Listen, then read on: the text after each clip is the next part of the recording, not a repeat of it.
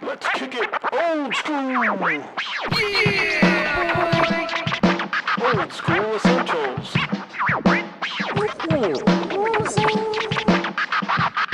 The further adventures of the Thunderous Fury. All right, it is Old School Essentials, The Further Adventures of the Thunderous Fury, Session 81. Time for the recap from Session 76. The session began when you guys were in the field and burning the dead bodies of the Gloam and the other creatures and the Gloam's associates that you had taken care of, in the pits of pitch. And that's when the two knights showed up with the lead box to take the artifact, and Karn showed up. Oh, okay. That was Thanks for the thanks for the context. My notes were spotty, and 2 months back. 2 months? No, wow. September, October, November. Almost 3 months back. My spotty notes were not helping my memory there. So yeah, we had just Felix had just massacred a bunch of kids, but fortunately, none of the priests there apparently figured it out or cared. So, I mean, the guy who has been aged to death or nearly to death has a great excuse, but who knows what the father was doing. I mean, yeah, okay, he was fighting a couple of shadows around that time, so maybe that's it. Whatever. So the two soldiers come up carrying this big box, and they carefully pry the staff off of the poor priest and start leading him away. They end up paying us. Just as we are trying to set up to burn everything, because damn well needs to burn everything, a clump of earth forms into the figure of a woman and points to Essex and says, and he says, "Guess it's time for me to go. I got 6 kids now." So sure enough, she surrounds Essex and he vanishes into the great unknown. Who knows? So we're finishing burning up the bodies, and Igor comes around with a cart and offers us a meal at his farm, which turns out to be a hell of a meal. His wife cooked blackened river sturgeon, bacon-wrapped antelope, broccoli casserole, candied chestnuts, and one of his kids is indeed a arm wrestling fan because he asked for Basil's signature on the Dolmenwood doubles and challenges Basil to arm wrestling. At which case, there was this strange music in the background. Mama, don't let your babies grow up to be arm wrestlers. At least that's what the wife was thinking. In any case, so we head back to the outer city, and Terrence runs up and says, he wants to comp us a stay at the 13 Beetles Tavern, and it turns out after a little talking back and forth that the reason he's doing is he is trying to sell Basil's appearance and charge people to get in to see the new doubles arm wrestling championship. Well, Orion hears that the entrance fee, quote unquote, is 2 silver, and knowing he wants to accumulate some silver, comes up with a scheme to aggregate the fees until they come up with the gold, trade them silver for gold, and essentially get them in free with only a little fuss and bother.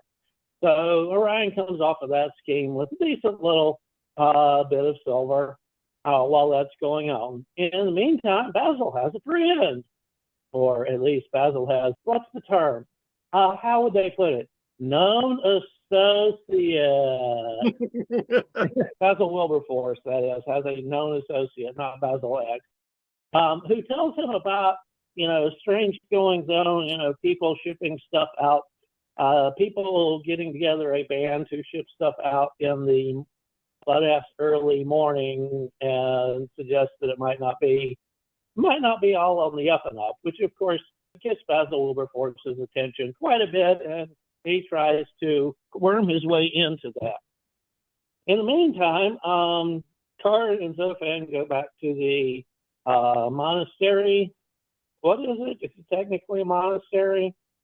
In any case, It's the Church Go back to of 100 Martyrs. 100 Martyrs. They gently dissuade Karn from sitting by his Zophan side to pray over him, but put him in a room nearby.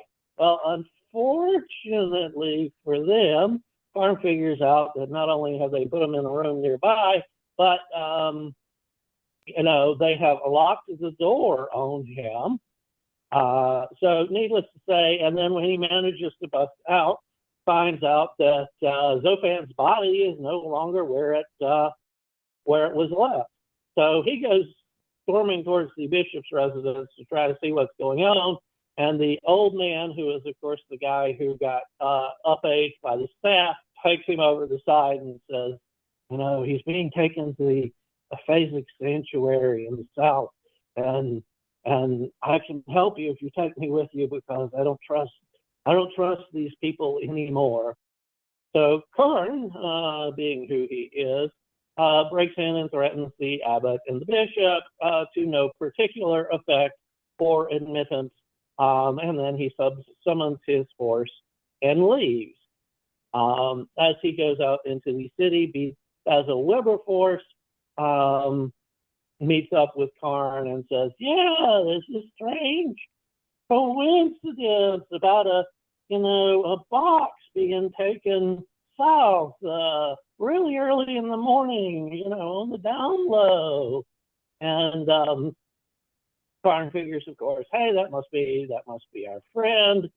And Basil Wilberforce finally convinces the contact to give him the info. So Basil Wilberforce grabs the rest of us and strolls up to the mercenaries who are guarding the box and tries to worm his way in, and basically gets shut down hard by the mercenary leader. That was a minor issue.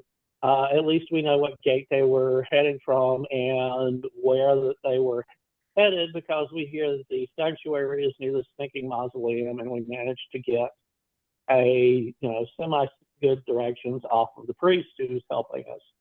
So we decide to, Basil uses his time there to using the SP potion to check their thoughts, to make sure to see if it is indeed what they thought, and sure enough, it is. But a couple of the people accompanying it are paladins, so maybe a little bit of a tough fight. In any case, we decide to go ahead of them, since they would expect us to follow behind, and ambush them when we get into the woods. And everything's going fine. We're in the woods. We're sort of on the side waiting for them. And sure enough, the scout comes in from the mercenary party and has a talk with Karn, which of course goes nowhere, because the scout's not giving up anything, and Karn's not giving up, period. And at that point, when everybody's basically decided it's almost time to throw down, the massive corpse monster attacks and one-shots the forward scout. We go a couple of rounds with it, but after it one-shots the paladin, most of the people get the idea that this is shit, and start running away instead of trying to take it down. So we finally get out of the woods. The mercenary decides whatever they were being paid were not worth all of that, and the remaining paladin decides to stand down. So sure enough, we pry open the box, and there's Zophan. He's alive, but he's turning black and is developing feathers. Who knows what the hell that is? Of course we know. He's turning into a glove.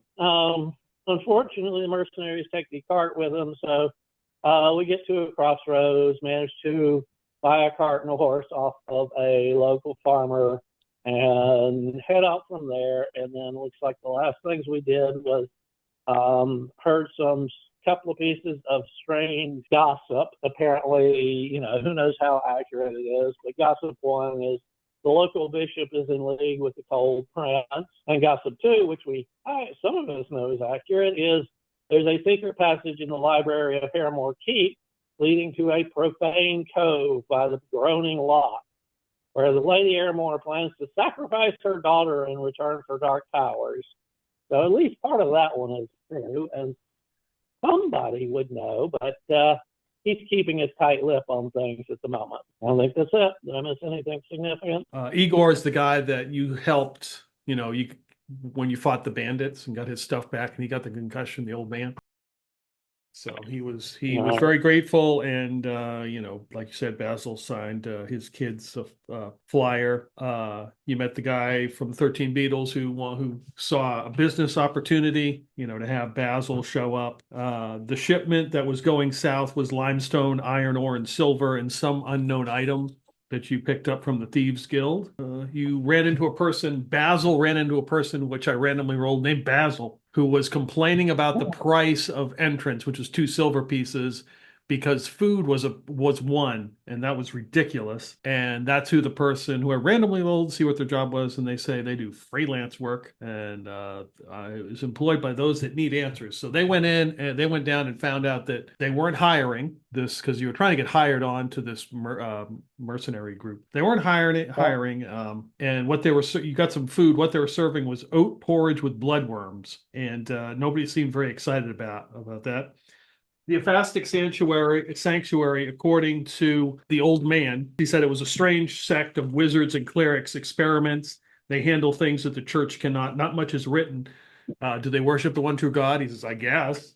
He also wanted to join the group because he doesn't want to be condemned or have to spend the rest of his days doing research in the library. And he's hoping to go to the well to maybe get back his, missing 60 years. Yeah. Let's see. Orion's bird form is available. Basil found an unattended horse and used his ESP. And like you said, you realized one person was an assassin in the group and was missing a leg because the person in charge said, thought about, I might need to replace her. Yeah, Basil's got a horse now. That's right. You dropped some caltrops on the way out of the gate, and that's when they showed up. 2 of their horses got hurt, and they only showed up with 1 horse, and you ambushed them. That's when Karn stood in the road with the log. The leader asked you to leave, and then asked if you had 1,000 gold pieces to consider letting you look in the cart, and you didn't have the money, and she had a bad feeling about the whole thing. The creature showed up. Basil Faircloth hit it with his knuckles and actually did a critical hit, causing it to have seizures. It consumed one of the paladins, and you heard it crunching, and Orion cast heat and metal on it because the metal was inside it. Basil Faircloth grabbed the old man because he was stuck on the cart still in the woods. So Basil grabbed him and got him out of there, and he was thankful. You grabbed Zophan and started heading out, and so no one ever attacked Karn except one person showed up and tried to cast a spell, and Karn suspected it was some kind of charm or something just to get him out of the way. But that failed, and she told everybody to move the cart out of the way and get out of the way. And only one person, a halfling, took a shot at Basil Wilberforce. I think it was Basil Wilberforce or Karn. No, it was Karn. As he was leaving, because it's like, that's the reason, we took the job was because of that special item. And then that failed, and you left them there. You went and you bought a horse and a cart and a horse feed and a barrel for water. And you went to this crossroads, and it's pouring rain, and there's this well in the center of this crossroads, and you heard a couple of rumors, and that is where we left off. And it is the 23rd day of Symswald. So we will go ahead. Oh, I just wanted to let Dustin know that Karn channeled my wife completely at the hospital and went back for you.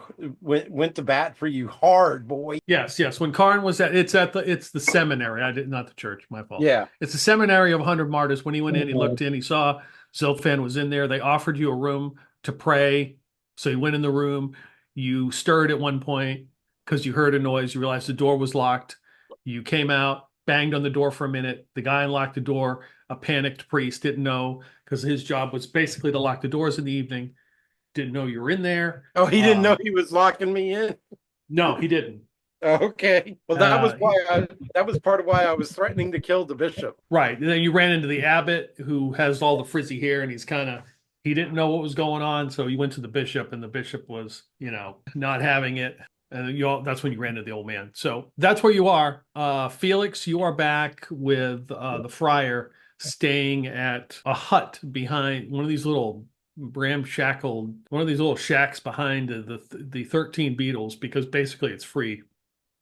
And the friar's just looking after you because of your head injury, making sure that you are all right. We can kind of like smash cut or whatever, like head back to Castle Brackenwold if you want to meet up. Who's the friar Yeah. looking? Whose head injury is the friar looking at?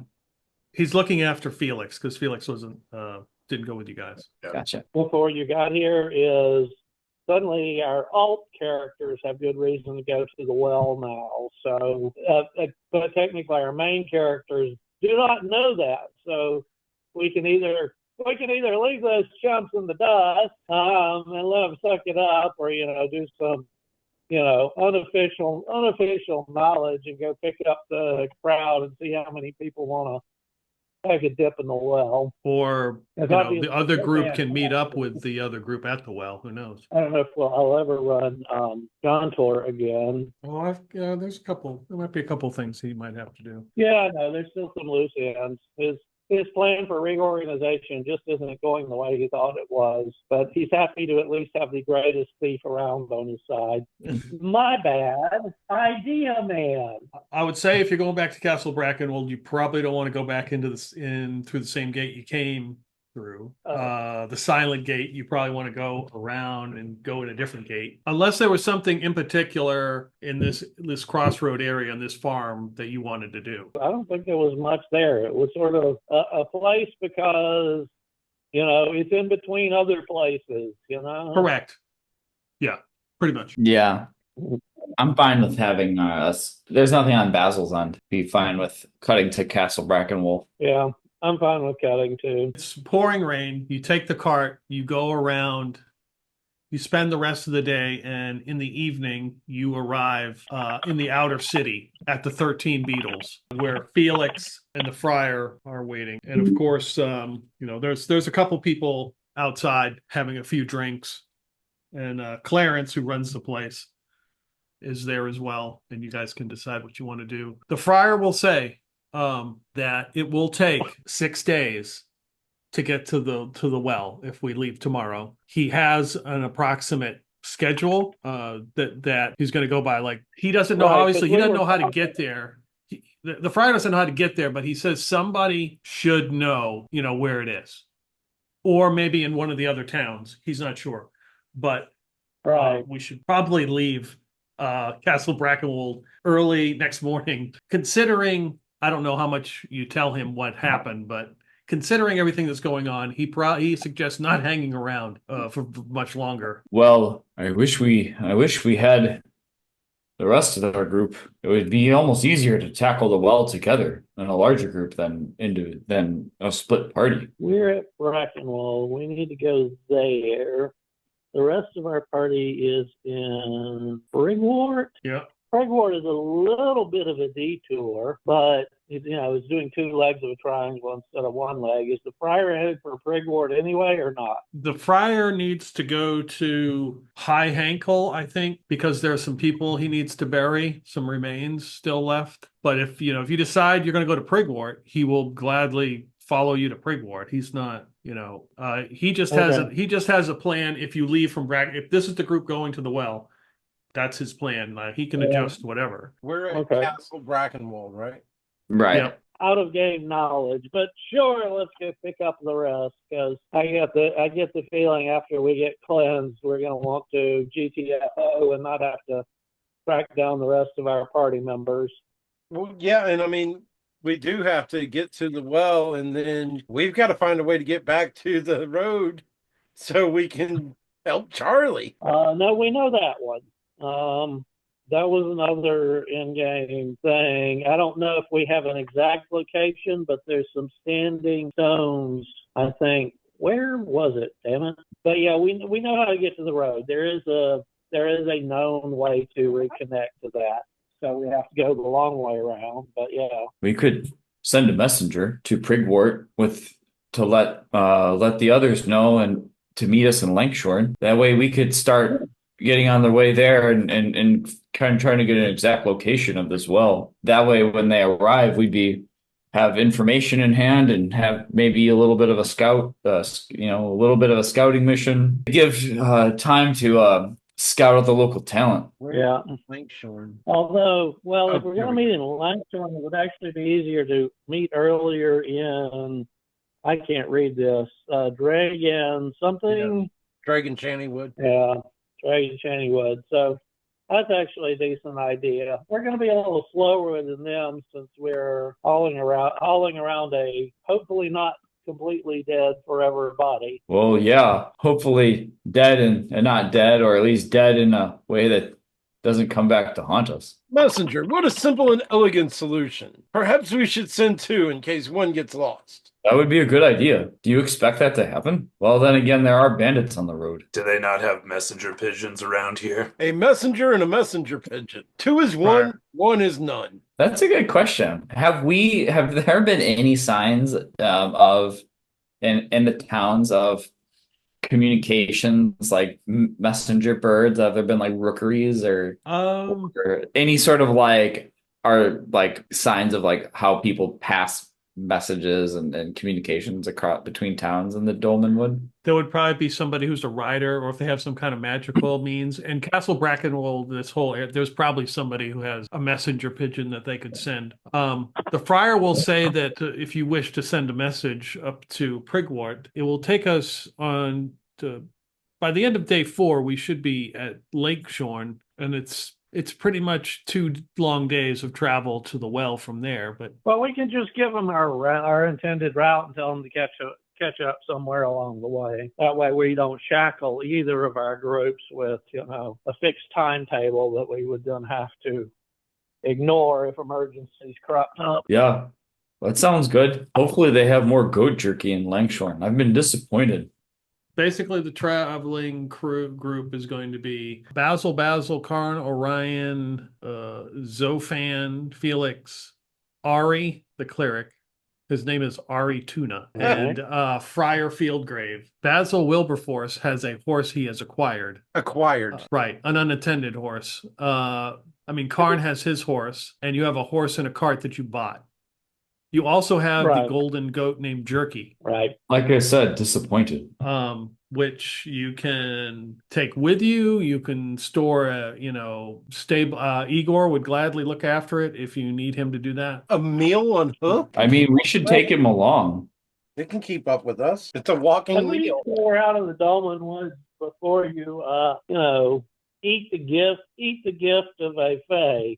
That could be taken the wrong ways. I'd rather be a long way away if he decides to take that the wrong way. Well, especially if it's a gift from the Fae, then we definitely need to take it with us. Definitely have to bring jerky. Yeah, we don't want them thinking that we were not taking their gifts seriously. Exactly. Yeah. So is the plan in the morning to leave? Yeah. And send a message out and let the other group know basically what your intended route is. Maybe they can link up with you. Yeah, I think Basil would start making preparations to leave tonight. Amassing whatever protein he can find, maybe trying to get in one more session at the 13 Beetles. So we're meeting at Lankshorn is what we're messaging, or basically you're sending the itinerary to them because in theory you could make it to the well tonight, depending on how everything rolls, right? You could easily make it there tonight. Or you could make it through the first hex, and we could be there for the next 3 hours. Yeah. So the prior said it would be about 6 days. Right. Session-wise, not session-wise. Session, okay. Gotcha. Okay. So as it gets darker and the winds pick up and the rain kind of stops, but it's a drizzle on the 24th day of Symswald as you guys rest in these makeshift little barely dry huts in the back at the 13 Beetles, but hey, they're free, so why are you complaining? We're not. Yep. Right. Where is Zophan at this point? What did you do with him? You got him in the cart. I'm sure you had him covered and hidden. What are you doing with him? What's he? Where is he at this current time? I mean, I would think that he would. It's a good question. The friar was looking after Felix's head injury. The only other people that would be able to seek medical attention to him would be the people who we don't want to have him then be aware that he is back in town. Yeah, maybe we'd bring him into the shack or into our little. Are we all staying in like the same room, or do we have kind of like separate areas? It fits 3 people uncomfortably. Okay, because Basil might like maybe Basil might like weekend at Bernie's Zophan and like take him out and like prop him up. Just for a lack of a better place to put him. Okay, all right. Yeah, so we have a shack that can fit 3 people uncomfortably. Correct. And we have more than 3 people. Right. You have there's a couple in the back of the 13 beetles. So yeah, he would probably allocate you, I don't know, 2 for free. I mean, that sounds. Look, I think we're gonna have to have Zophan take him inside. I mean, there's really not a lot of great options. And can't leave him out in the rain. Oh, right. It was raining. Darn it. Oh, well. First recovery. Karn can, just loosen up the strings that hold down all his armor. So he's got a little wiggle room while he sleeps, and rests his head on a rock for a pillow, and, just crash out and he'll wake up before the sun comes up. Okay. So he doesn't need comfortable stuff. All right. Yeah, I mean, if he gives us 2 rooms there, 1, 2, 3, 4, 5, plus Zophan, plus Goat. Goat can stay out in the stable or whatever, assuming they have a stable. So that's not bad. A little bit of an uncomfortable night is better than being separated and maybe getting seen if we go somewhere else. Basil Wilberforce. The 13 Beetles there's a few people in here. Not many people showed up tonight. Clarence was unaware that Basil Bessick was going to show up, so he was unable to promote it, and he figured he didn't want to push his luck by trying to have another big signing, and especially with the price of for 2 silver. However, a few of the people come in. One of them you recognize as your buddy Basil, who you sent out, as he comes in to get some food, which is called special pasty. It is butter and sheep fat pastry encasing meaty chunks, and that's all it is. Nobody asks what the meaty chunks are; they're just meaty chunks. Mm-hmm. So he orders some up.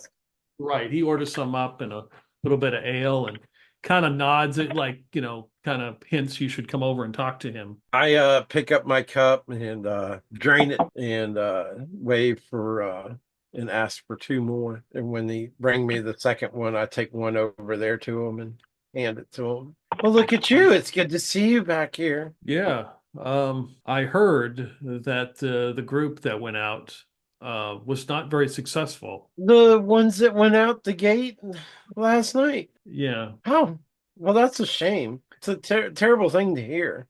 Yeah, the item that they were escorting apparently did not make its way to its destination. Well, I hear this is a wild and crazy place, especially when you get into the Dolmenwood. Mm. Once you get into the woods, I mean, we've run into all kinds of crazy things ourselves. There's these things that Gloam, and there's no telling what could have happened to them. Did you hear? Yeah, I believe that they are going to requisition a new group to find the group that took whatever this item was. Now, if they had a particular direction that they were headed, that would probably help them in their search. I mean, if there was a group that took something, where did you say they were headed again? Where were they trying to get it to? I don't know. Wherever this group was that took this item. I mean, like, I don't know. I'm not sure where they would head. Maybe, I don't know if you have that kind of information. Well, earlier I did hear a group that was passing through here talking about trying to find their way to Meager's Reach. Oh, in a hurry. In a hurry. Like, they stopped in this morning. I had just woke up, and I trying to, go out and find a little something to bite the dog that bit me back last night. And I was heading down here, and they were swinging through, and they stopped here just long enough to get some feed and they tried to buy my horse. They needed fresh horses, and they were in a hurry to get to Meager's Reach. Maybe that was them. Okay, yeah. Well, this is valuable information. I should probably pass this on. They were asking if there was some way other than the Horse-Eye Road, and somebody told them the only way was through the woods, and they weren't sure if they wanted to go that way. So headed east, I assume northeast. Sounds like it. That would make sense. Well, I mean, if I was a gambling man, I'd bet on that. But there's no telling. How much you willing to place on that bet? Oh, if I was a gambling man. Right, if you were a gambling man. If I was a gambling man, I wouldn't place a lot on it, though, because there's no telling what they had. They just seemed to be in a hurry and were looking for fresh horses. So that sounds like somebody who might be on the run, right? It sounds like it. I went and talked to those people last night. I tried to get a job with them, but they wouldn't take me. Yeah, that's what I discovered. Apparently there was only a few of them returned. Oh, but they managed to return? Only a couple. Well, at least some of them made it back. That's a shame, I'm almost glad that I didn't get the job. Or maybe I could have helped them make the job, and they wouldn't have had the problems if I'd been along. Maybe all they needed was a seasoned adventurer. Yep, I appreciate the information. Anything I can do to help. Hey, you tried to hook me up. I appreciate that. Turnabout's fair play, right? Right. How much do you appreciate it? Didn't I pay him the last night? Yeah, for you paid him the fee to find out the other stuff. Now he's passing along new information. Well, how much did I give him the last time? Do you remember? You gave him 5 gold piece finder's fee, and I think when he got back, I think you gave him an additional. Yes, you gave him 10 total. Well, I gave you 10 golds before, so here's another 10, and then 5 on top of that for a tip. And hopefully I actually have that to give him. I gotta look. I'm pretty sure I do, but I'll give him the 15 golds. Okay, so he kind of pockets that. I appreciate it. You let me know if they have any luck finding them, eh? I will. There might be more in it for you. Us Basil's got to stick together. Right.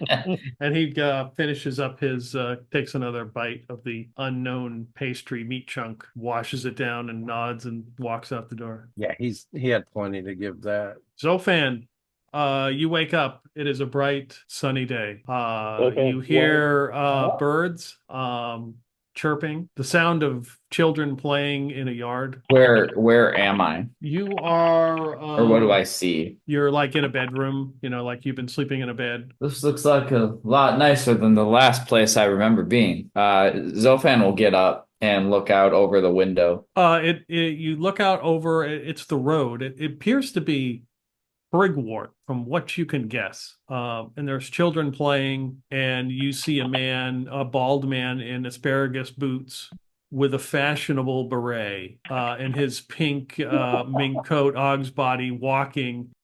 And he has like a bunch of kids behind him following along, they're like mocking the way he walks or whatever. And he kind of turns and they all stop, and then he walking and they're all giggling and laughing. Zophan's gonna look down at his arms, feel his face. Yeah. See it. It's all fairly normal. Where am I?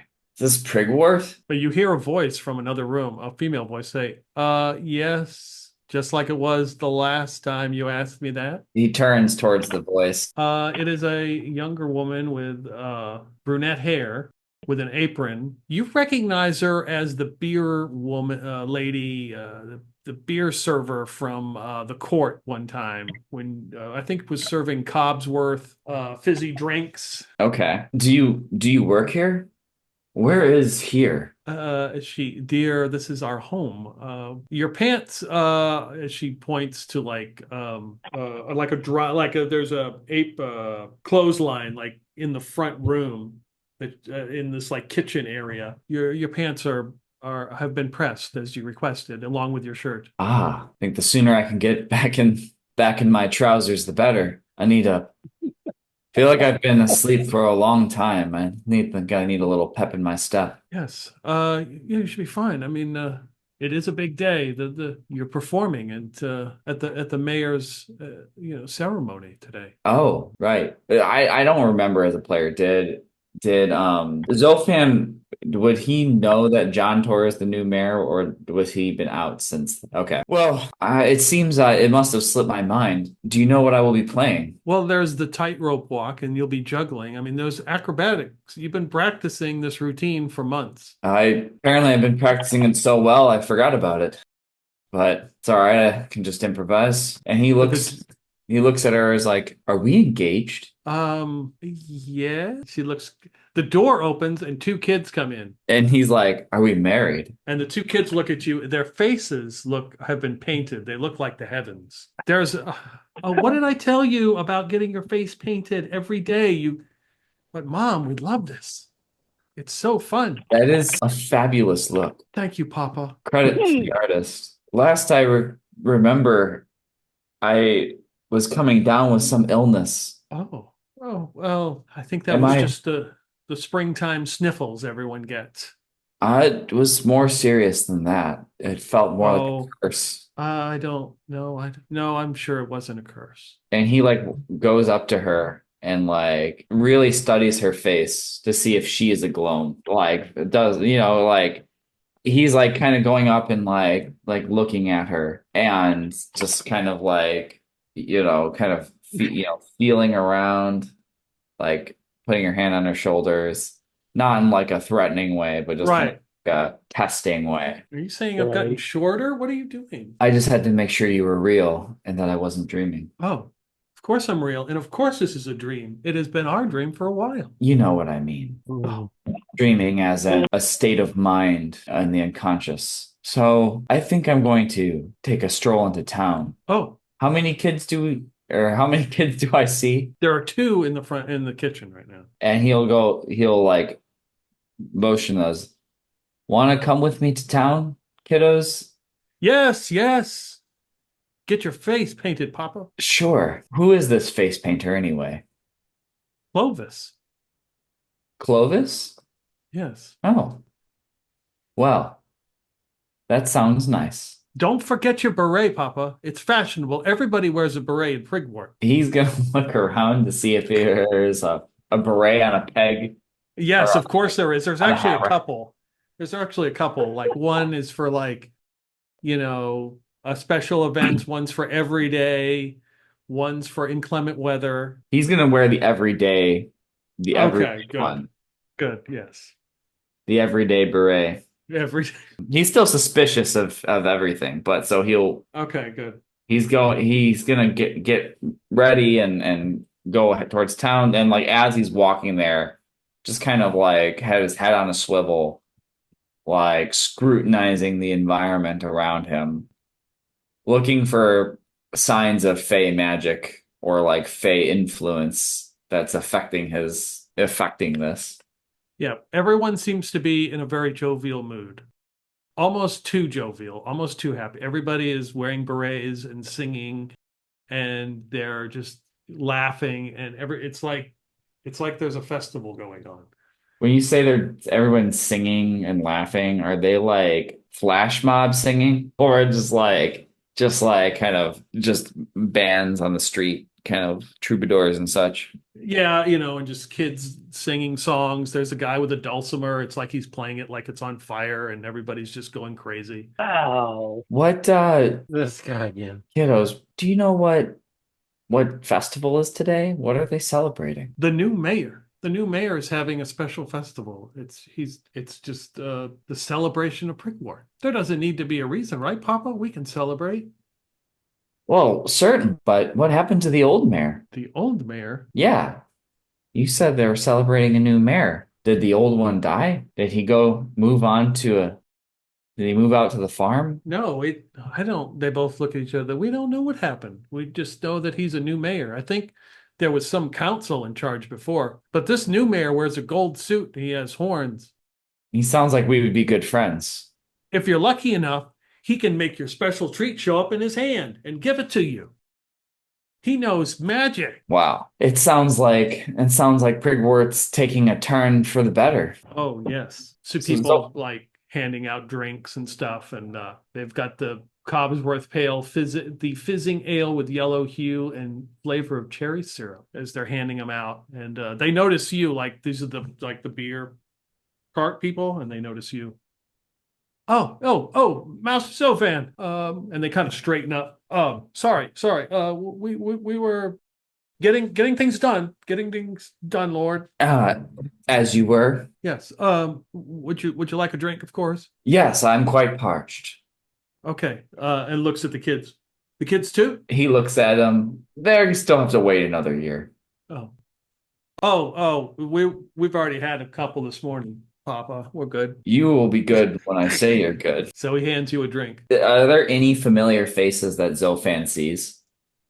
In the town right now? Yeah. Og's body is ahead of you. Like he's drifting. He's like in the center of town, like talking to a bunch of children. Okay. Zophan's going to make his way over to him. Okay. Persimmon. Pardon me. Oh, Master Zophan. Good to see you. I hope you are doing well. You seem the town is in quite the festivus state. Yes, Festivus for every one of us. It is wonderful what the new mayor is doing. What exactly is he doing? Well, everything good. Prigwort's never seen better days. What has changed? I feel like I've just woken up from a long slumber. Oh, well, the winter and the spring have been fairly busy, but you've just been working hard, like the rest of us. I didn't see you at the last brewmaster meeting. Were you missing? Were you not feeling well? I was indisposed. Very well. That's fine. How are things with House Cobsworth? Are they okay? Are they good? Yes, they're excellent. Good. Very good. Good. Oh, okay. Good. And House Ogsbody? Oh, no, never better. I mean, we're thinking about expanding into various pastries and cakes for the summer. Ah, well, I'm sure we could come up with a offering that would pair well with them. Oh, excellent. We should work together. Yes. Yes. I will talk to House Oberon. He's always a delightful fellow. Bring him along, and he would gladly join us. He has very good insights. Right. That would be lovely. Listen, do you know where the new mayor is?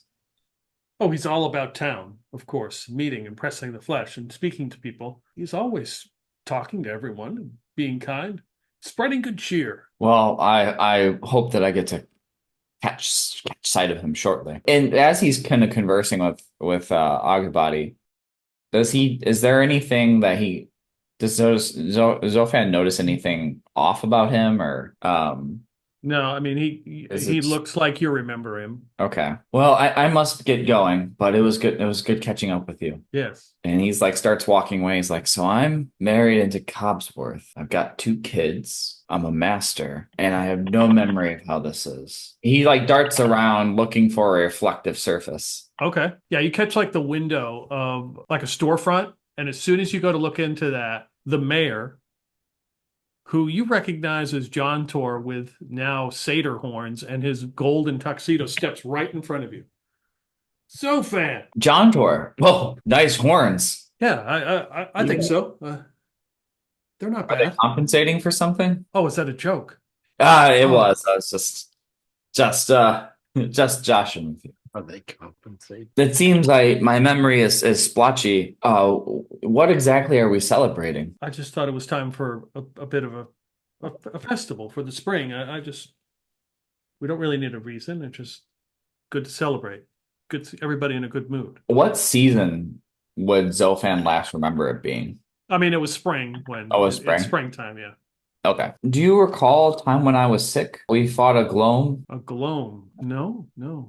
I try to forget those things. Well, some nightmares still travel with us even in the waking world. So you remember nothing? No, not that I remember nothing. I remember a lot of things, but he puts his arm around you and like starts to lead you, turns you around like he's leading you to something.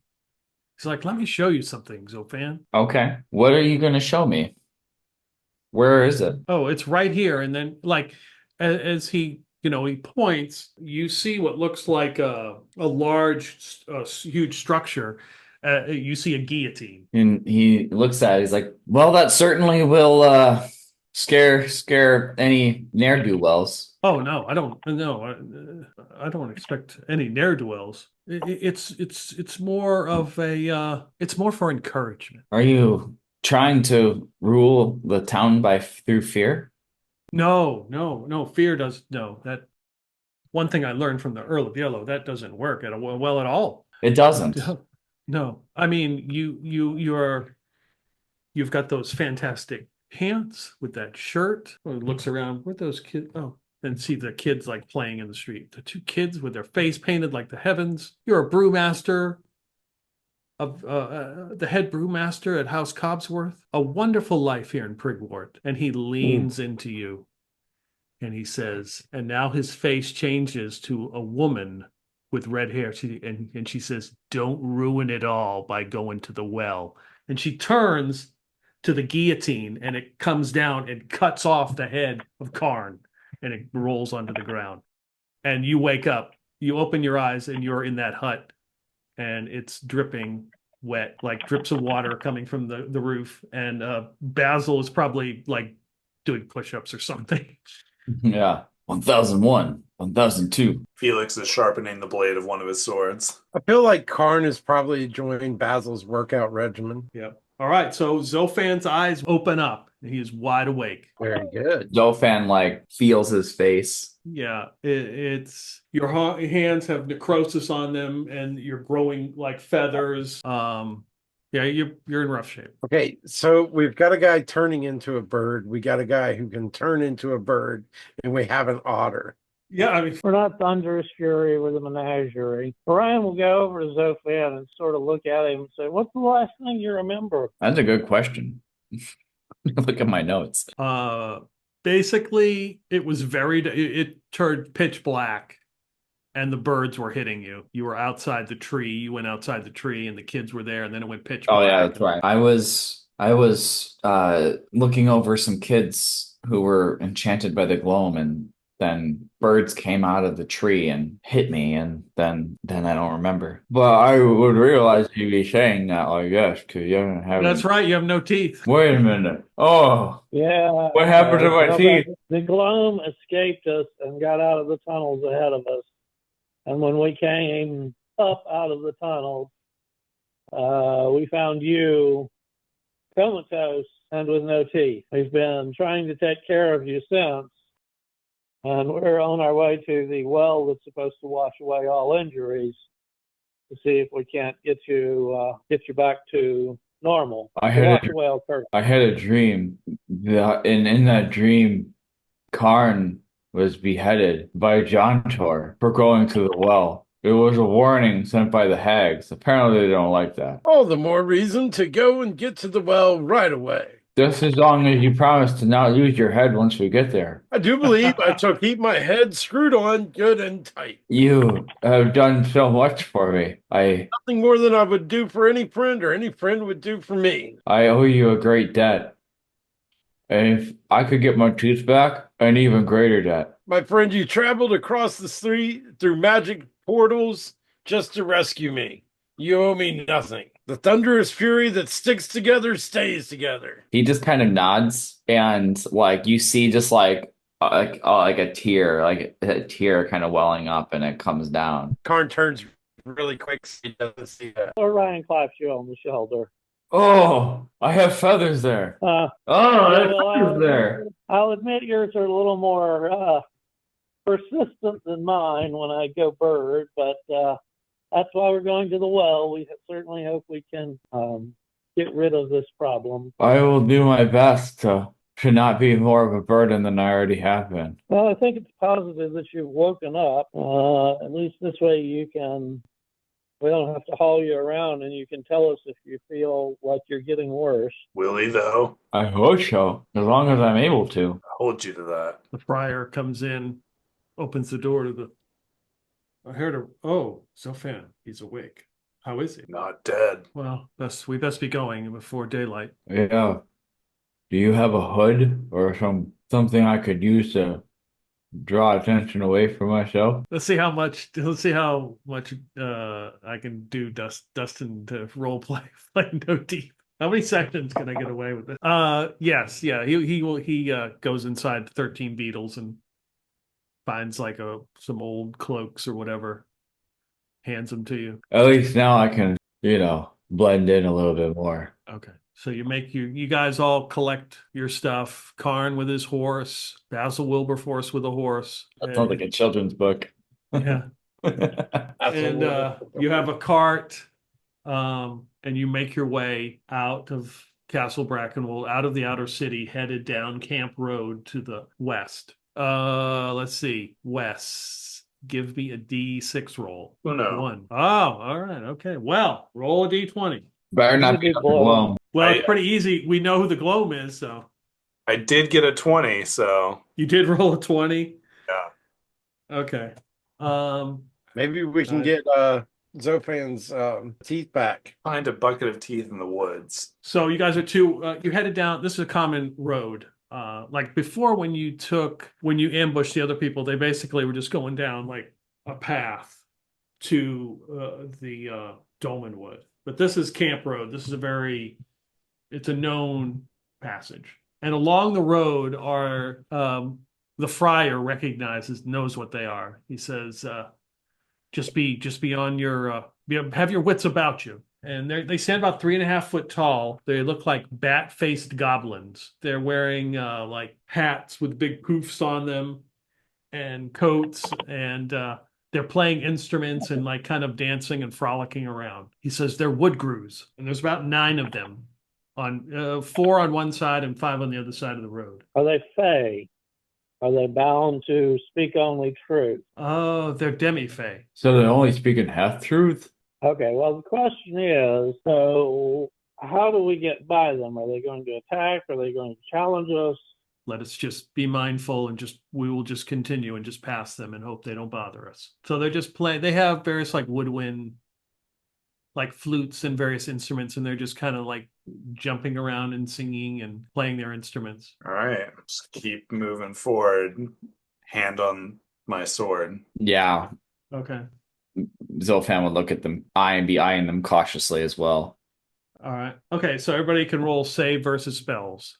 Oh boy. Needs a 12 and Basil. Just barely. Okay. Save versus spells. Basil needs a 13. All right, so Karn. I use my hustle point. Yeah, I'm going to need to use one also, damn it. Failed. Karn and Basil both fail. I rolled a nat 1. Oh boy. So that's why I had to re-roll it. You permanently become a merry band or a member of their merry band. Yeah. So those who failed burst into laughter, unable to speak. The friar begins just laughing hysterically. And the Ari, the old cleric, is like, oh, okay, come on, that's not that funny. Those of you who burst into laughter, roll a d6. 2. That's what Karn got, and Basil got 4. Okay. So Karn, that's pretty funny. Karn is laughing. Oh! All right, let's keep it moving. And Felix starts to like drag as many of them as he can. Ryan's the same. So like, are we like laughing so hard we can't move? Or Not at this point, no. That was the d6. Oh, okay. So yeah, Basil and Karn are both on their horses as the horses go by laughing, and the woodcrews are all dancing, laughing, and it's I got to roll for Basil, actually. I only rolled Zophan. I forgot I'm rolling 2 characters again. Yeah, Basil got the exact same roll. So yeah, he is actually. Him and Zophan are laughing. After about 30 minutes, you guys have, are past them, and the laughing ceases, and whatever was funny is not funny anymore. They were so out of shape. Their arms were twigs. But now I just feel pity for them instead of laughing at them. What strange creatures. Okay, let's see. Dustin, give me a d6 roll. It's a 5. Roll 2d6. 5. Okay. So you guys are making your way on Camp Road. It's still farmland. You haven't got to the Dolmenwood. According to the friar, after he's done laughing, he says to you that, and of course he checks to make sure he has his medallion and, nothing was stolen from him. He says that we won't travel very far today, but, we can only travel so far with the cart, but we're going to, he says, we'll camp right outside the Dolmenwood at a farm before we enter. because he doesn't want to be there, at least at night. And coming up the road, looks like 4 adventurers on foot. They have leather armor, carrying weapons. I mean, they look like adventuring types. Be ready, but prepared to jump into action if necessary. Do these guys look like any of the people we thwarted the other day? No. Okay. Different group. Gotcha. Felix will take up the lead, chest forward, striding confidently. Okay. Yeah, they're like, is this the way to Castle Brackenwold? Oh, Are yeah. they coming from the opposite direction we are? Correct. Okay. So they are actually headed that way. Okay. They're coming from there. They're like coming from the Woodcutter's Lodge, right? In that direction, yeah. They're coming from, Camp Road. They're coming from out of the Dolmenwood, probably. Yeah, Kev, if you keep going down this road, and Basil gestures behind him, you'll run into Castle Brackenwold. Oh, good. Okay, good. We got kind of turned around. Where are you coming from? Oh, we were up at Fog Lake. How's the fishing? Oh, good question. Oh, it's okay this time of year. It's okay. Not the news I wanted to hear. What got you turned around? Well, we had to make a way out of the Dolmenwood. We just weren't sure where we had ended up. We were hoping to get to Castle Brackenwold. Well, if you keep going, you should hopefully reach them by tonight. Yeah. Hope we're not too late for that Dolmenwood doubles tournament. It's already passed. Oh my God.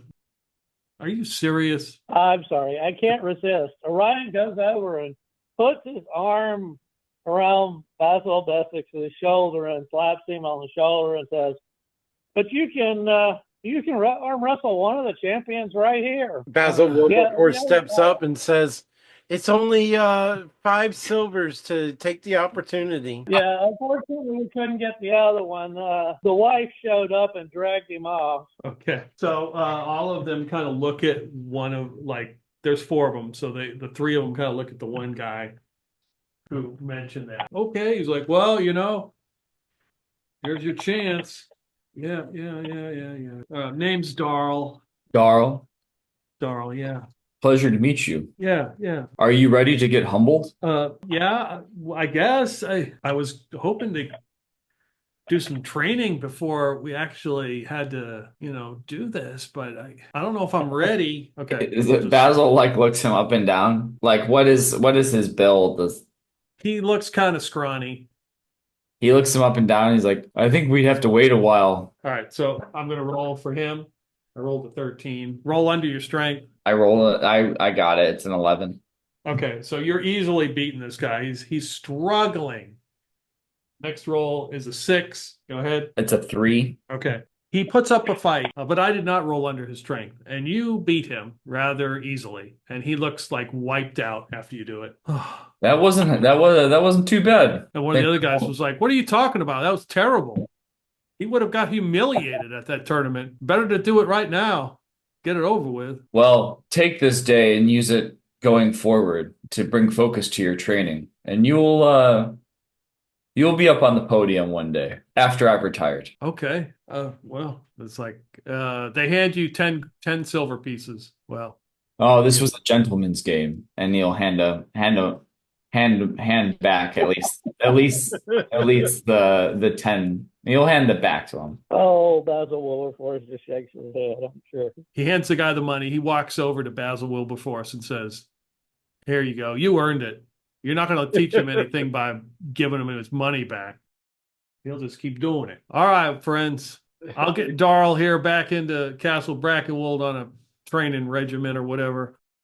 Good luck to you. Safe travels. Yeah, you do the same. Yeah, Basil doesn't mind taking that gold. How much was it? 10 silver pieces. 10 silver pieces. Yeah, but remember, Yes. if we can get back to the Yep. Ape Empire, silver's a lot more valuable. Yep. Orion has been scheming to change gold for silver for a bit. Well, that's why I was charging him silver pieces. All right. They don't Okay. think it's much. All right, Paul, give me a D6 roll. I can do this. Don't give me a 1.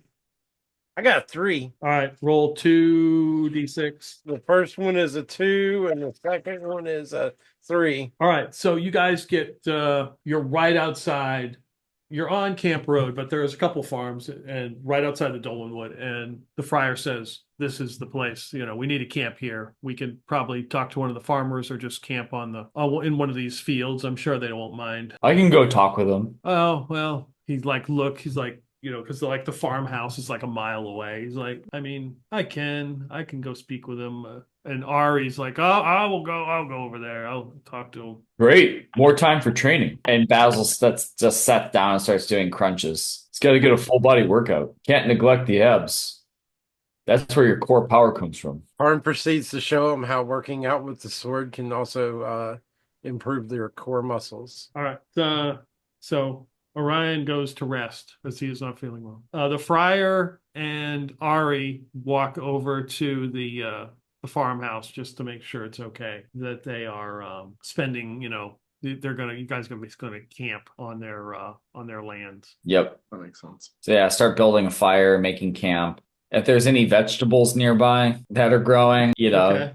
depending on how ripe if there's like a bumper crop or they're full to bursting, might take a couple, throw into whatever Okay. Yeah. Karn makes a mental note to leave something to pay for it. Okay.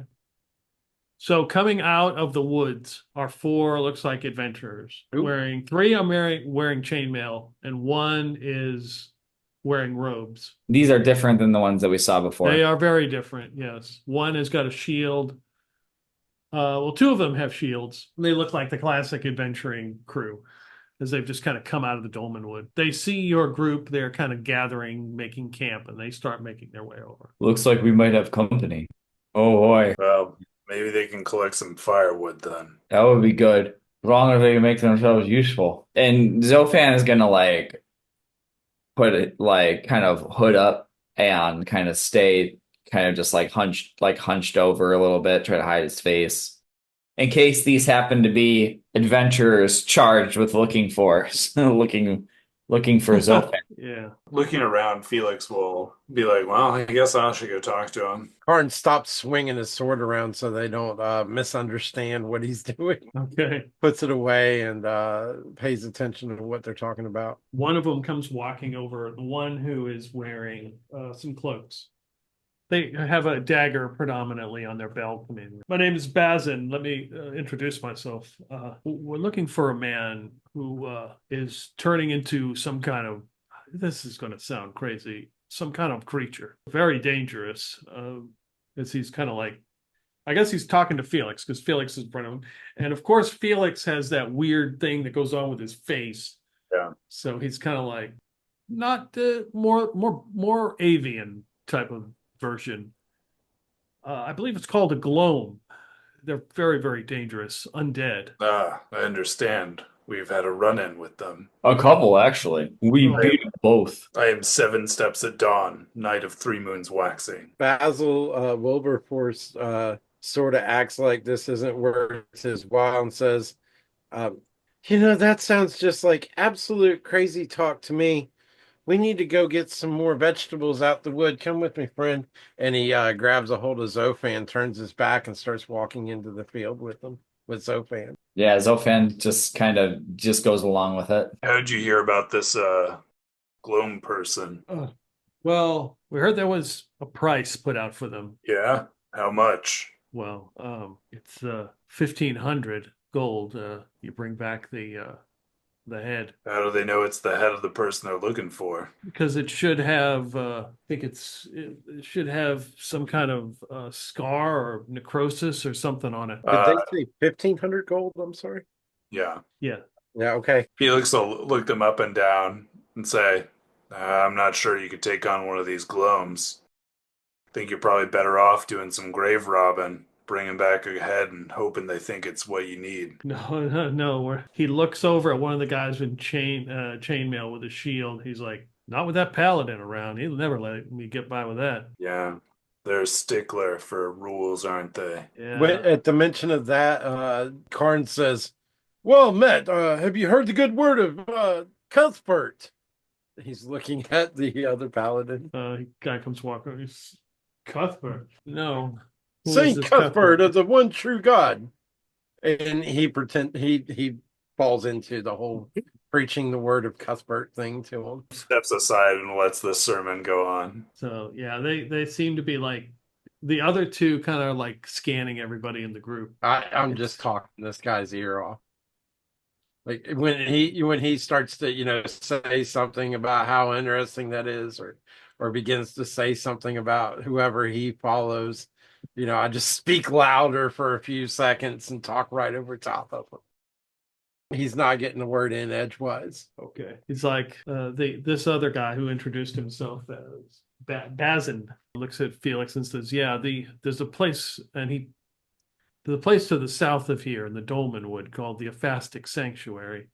We happened to stumble across it, and they put out this bounty for this thing. Oh. Apparently, there was some delivery that wasn't made. Yeah, that'll happen, especially here in the Dolmenwood. Anyways, it's your funeral. I gave you a better idea, but if you so desire, good luck." Yeah, we'll probably. I know Castle Brackenwold is headed in that points in the direction. I know it's headed that way, so maybe we'll go up there, push through the night. Yeah, maybe you find it tucked in an alley somewhere. I don't know. Yeah, maybe they'll have some more information.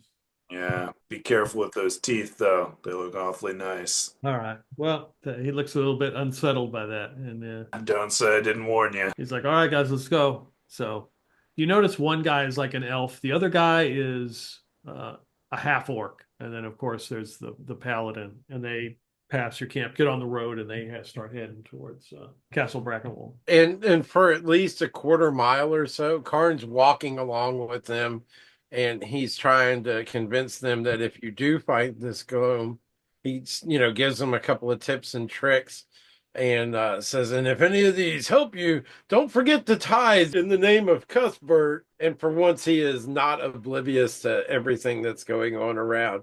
He knows he's covering for Zophan. Well, that's good.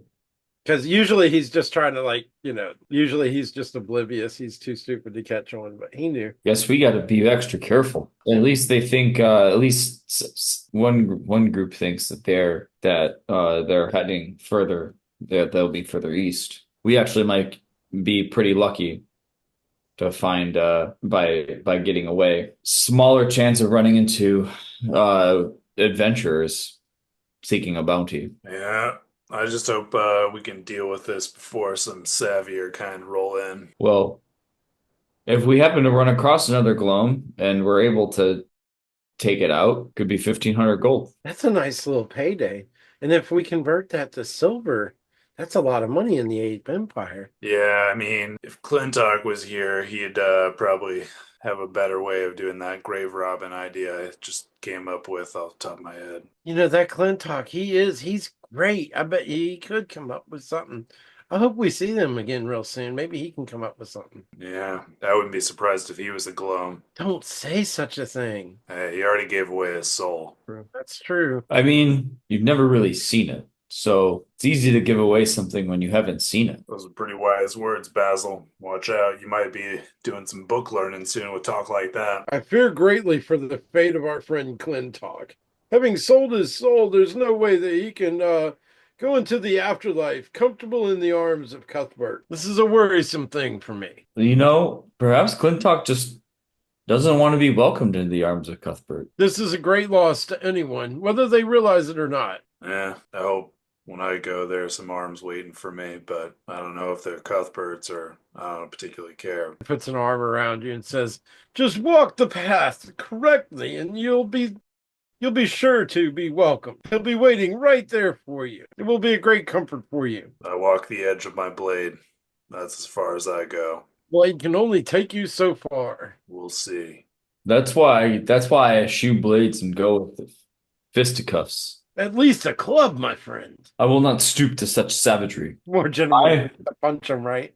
I don't know if you know this, Karn, but I, Basil, am a man of principle. And if I'm going to take the life of a creature, I'm going to make sure to do it with my own hands. The one true God did give us these wonderful swords, though. They make it nice and quick and neat. Very true.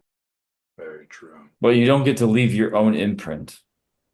You don't get to leave your own mark. Your mark looks the same as anybody else's.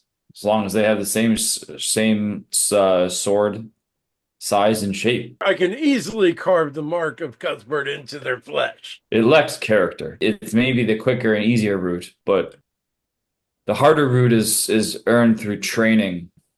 Swing this thing 20 or 30 times and tell me how easy it is while you wear this heavy armor. I dare not. The friar returns with the Ari, and he makes a fire. He said that the owner of the land is fine with us staying as long as we pick everything up. So he builds a fire. It's blustery and there's a little bit of drizzle. So basically, he's trying to get a fire, but due to the wind conditions and the rain, it's kind of a pain in the ass. So it's kind of like there's a little bit of heat, but it's not the best fire.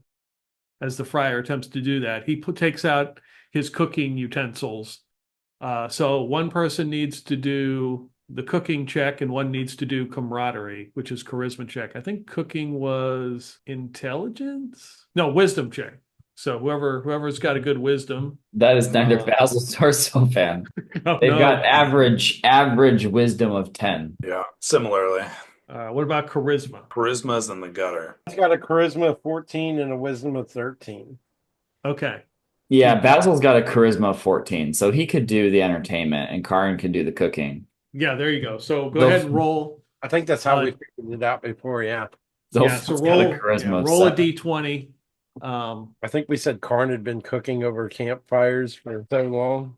Yeah, that's a pass. Okay, good. Can you see the nat? Is that a 20? natural 20? Yes. I wrote for my notes, natural 20 is an utter inedible failure. So whatever Karn made, absolutely disgusting. Dubious food. He is spending some more time. That conversation that he was having with Basil was while he was cooking the food, and he got so distracted by his defense of using the sword that he wasn't paying any attention to the food and just completely left it cooking too long. So it's all charred and blackened. And he goes, "Oh, the food. Oh, well, sorry, friends. It'll be fine. Just use your sword and scratch out the burn part." Yeah. The friar's like, oh, it's still edible. Because he's trying to be courteous and eat it. Like, oh my God, this is terrible. Who's got the charisma score? Basil. So what's Basil's camaraderie? How does he lift everyone's spirits and encourage restful sleep? Are we doing like exercises? He leads the group in a group yoga session. Okay. No. What Basil would do for kind of lifting everyone's spirits, he would I guess he would tell some stories. And I don't have any stories to tell. No, but that's fine. He would tell stories about his childhood. Okay. Just sharing a little bit more about him through, encourage others to tell a story about from when they were young, something that sticks out to them. And like kick off this kind of bonding moment. Okay. I'm going to say that you guys all have bedrolls. So you do that. All right. Who's on watch first? Not Zophan. I'll take first watch or last watch, either one. Oh, I got a quick question. Zophan's awake. How many hit points does he have? Whatever your maximum hit points is, you are maximum. Okay, he's fully healed. Karn, you're first. Give me a D6 roll. 6. Okay. 2 hours into the watch, you see somebody come out of the woods, kind of sees the fire. They look like an adventurer. They're carrying a sword. They kind of make their way around your group, and then they kind of stop. They notice that, they smell the blackened, charred meal, and they say, "Is that the way to Camp Road?" Are they pointing towards Camp Road? Yeah. That's the way to Camp Road. Best keep moving, my friend. We're trying to sleep here. Oh, my apologies, sir. My apologies. And I'm like motioning, voice down. Oh, yeah, right. Friends are sleeping. Okay, yes. Enjoy your savory meal. I must be on my way. And they scurry to the road. Give me another D6 roll. From Karn? Yep. Okay, 4. All right, so you're just kind of like sitting there. I don't, whatever Karn's watch is. I don't know what he does for his watch.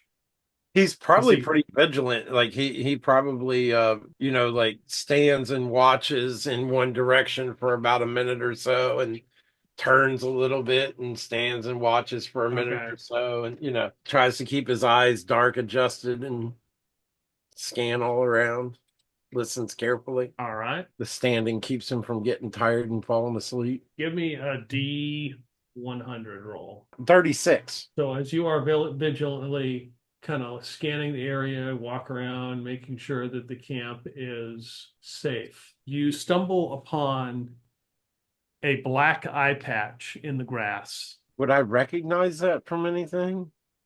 No, nope. I pick it up and then examine it. Does it have anything on it, blood or No, honey? no, it's a little wet because it's been raining. So I tuck it into my belt loop. okay, it's a black. It's made of like grass weave. Oh, it's like a homemade one. Yep. Okay. Odd thing to find in the middle of the night. Some poor soul may have lost this running through the fields. He amuses himself with coming up with ideas of how that might have fallen off. Okay. Who's next on watch? Felix will take next. All right, roll D6. 2. Roll 2D6. 2 4s. Okay. So as you are keeping vigilant watch across the road, like you can kind of see Camp Road, got an idea where it is, and across the road you can see a fire being lit, like some other people are camping, like making a camp. Roughly how far away is that? They're probably 200 yards away. All right. Since Karn was just awake, I'll go wake up Karn and tell him, sorry to wake you, Karn, but looks like we got another camp over there. Figure I'd go check it out, make sure we're going to be safe for the night. You mind keeping watch for a little bit longer? Indeed. Do you think we should wake Basil Wilberforce? Nah, let Basil sleep for the moment. Okay. We won't need as much rest if we need, the gun show, so to speak. Very well. I still stay vigilant and listen for your call. What is the sky situation this evening? Oh, that is correct because it's a brand new friggin' day. I need to find that out because that's important. How many hours you need for rest? Is it 8? Think so. 2D6 Wes. Let's see what the weather is for spring. All right, 2 2s. It's windy and cloudy. Damn. All right. Well, I will approach the other camp with my lantern lit. So, like, obviously coming towards them. And I'll have one of my swords drawn. All right. So you see someone stand up, like who's sitting next to the fire, and there's a small tent. There just seems to be one person, and they're like, "Hey, can I help you?" As they're very cautious as well. They seem to have taken their armor off, but they've got their sword by their side. I noticed your fire from across the field. Awfully close camping, so I wanted to make sure I was okay going to sleep. Oh, okay. He looks. He's like, "I can barely see your fire." That's intentional. Okay, well, I appreciate it. It's just been a very, very long night, so I'm trying to get some rest. Sure. Where are you heading? Well, back to Castle Brackenwold in the morning or late evening. I've been up all night. Why the long evening? Well, just trying to make a living. Uh-huh. Aren't we all? What are you going to Castle Brackenwold for? Get a decent ale at 13 Beetles and a night's rest. Yeah. Stop dancing around the question. What you doing out here this late at night? Did my mother send you? I don't know your mother. She probably didn't send me. What all people are doing, just following leads in the Dolmenwood, adventuring, What kind of leads? This Fae are tricky. There's a werewolf to the south. Uh-huh. There are probably lots of werewolves. Trying to kill it? No, I'm trying to meet up with it. They may know some secrets. Just, they know secrets about potions and just trying to see if I could meet You up. one of those shapeshifters? No, no, not at all. Your mother. She a shapeshifter? She a wolf? Werewolf? If she is, she never told me. All right. Well, I feel a lot better if one, either your tent was a lot further away or a lot closer. You decide.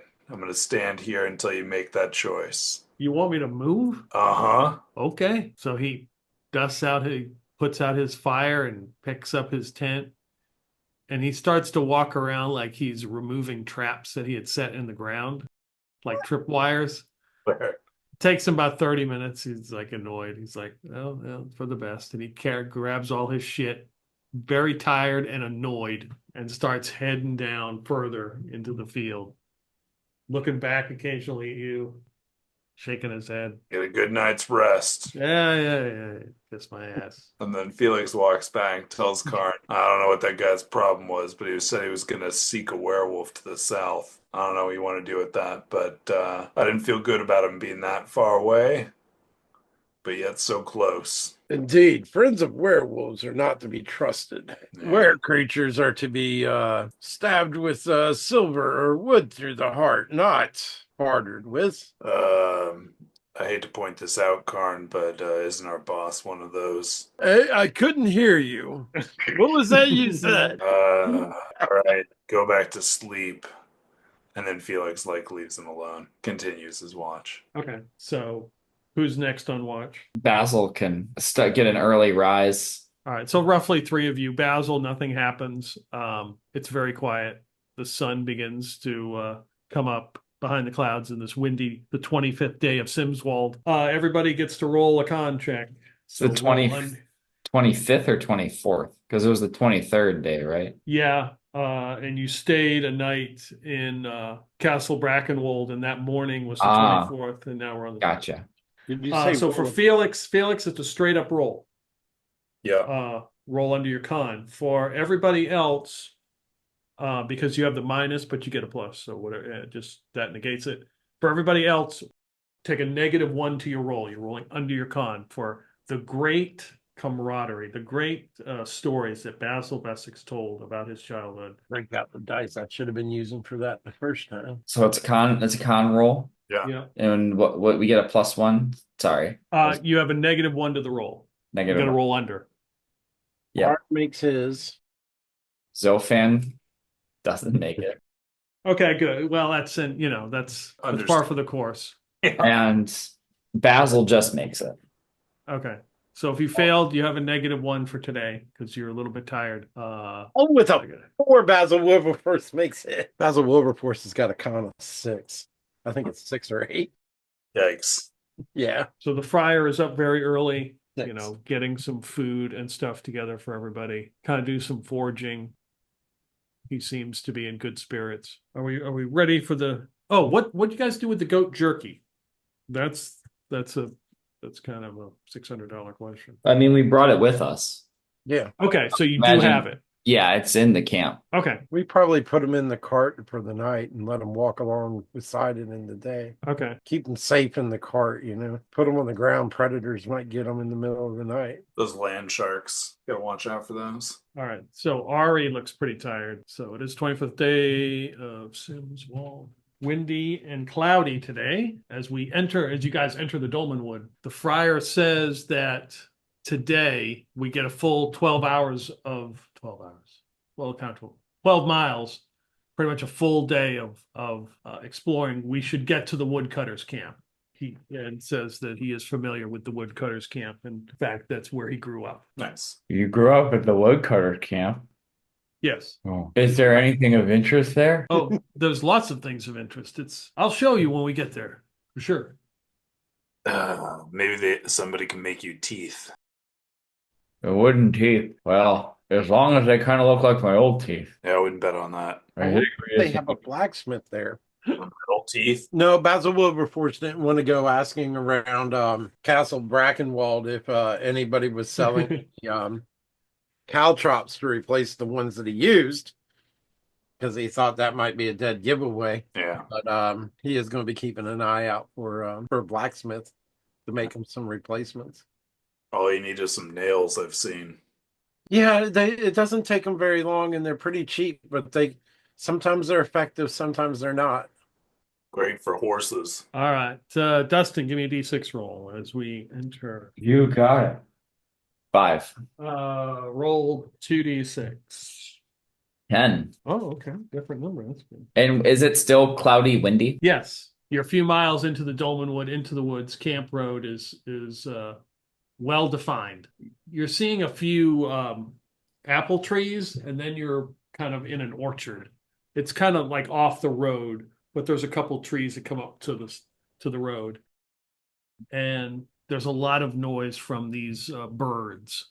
They look like some kind of sparrow, and they're all basically there's a huge flock of them, and they're all kind of chirping and as you approach. I mean, is it just kind of annoying at this point? And it's not like damaging our here like No. here. Okay. No. Does it look like they're all like in the same tree?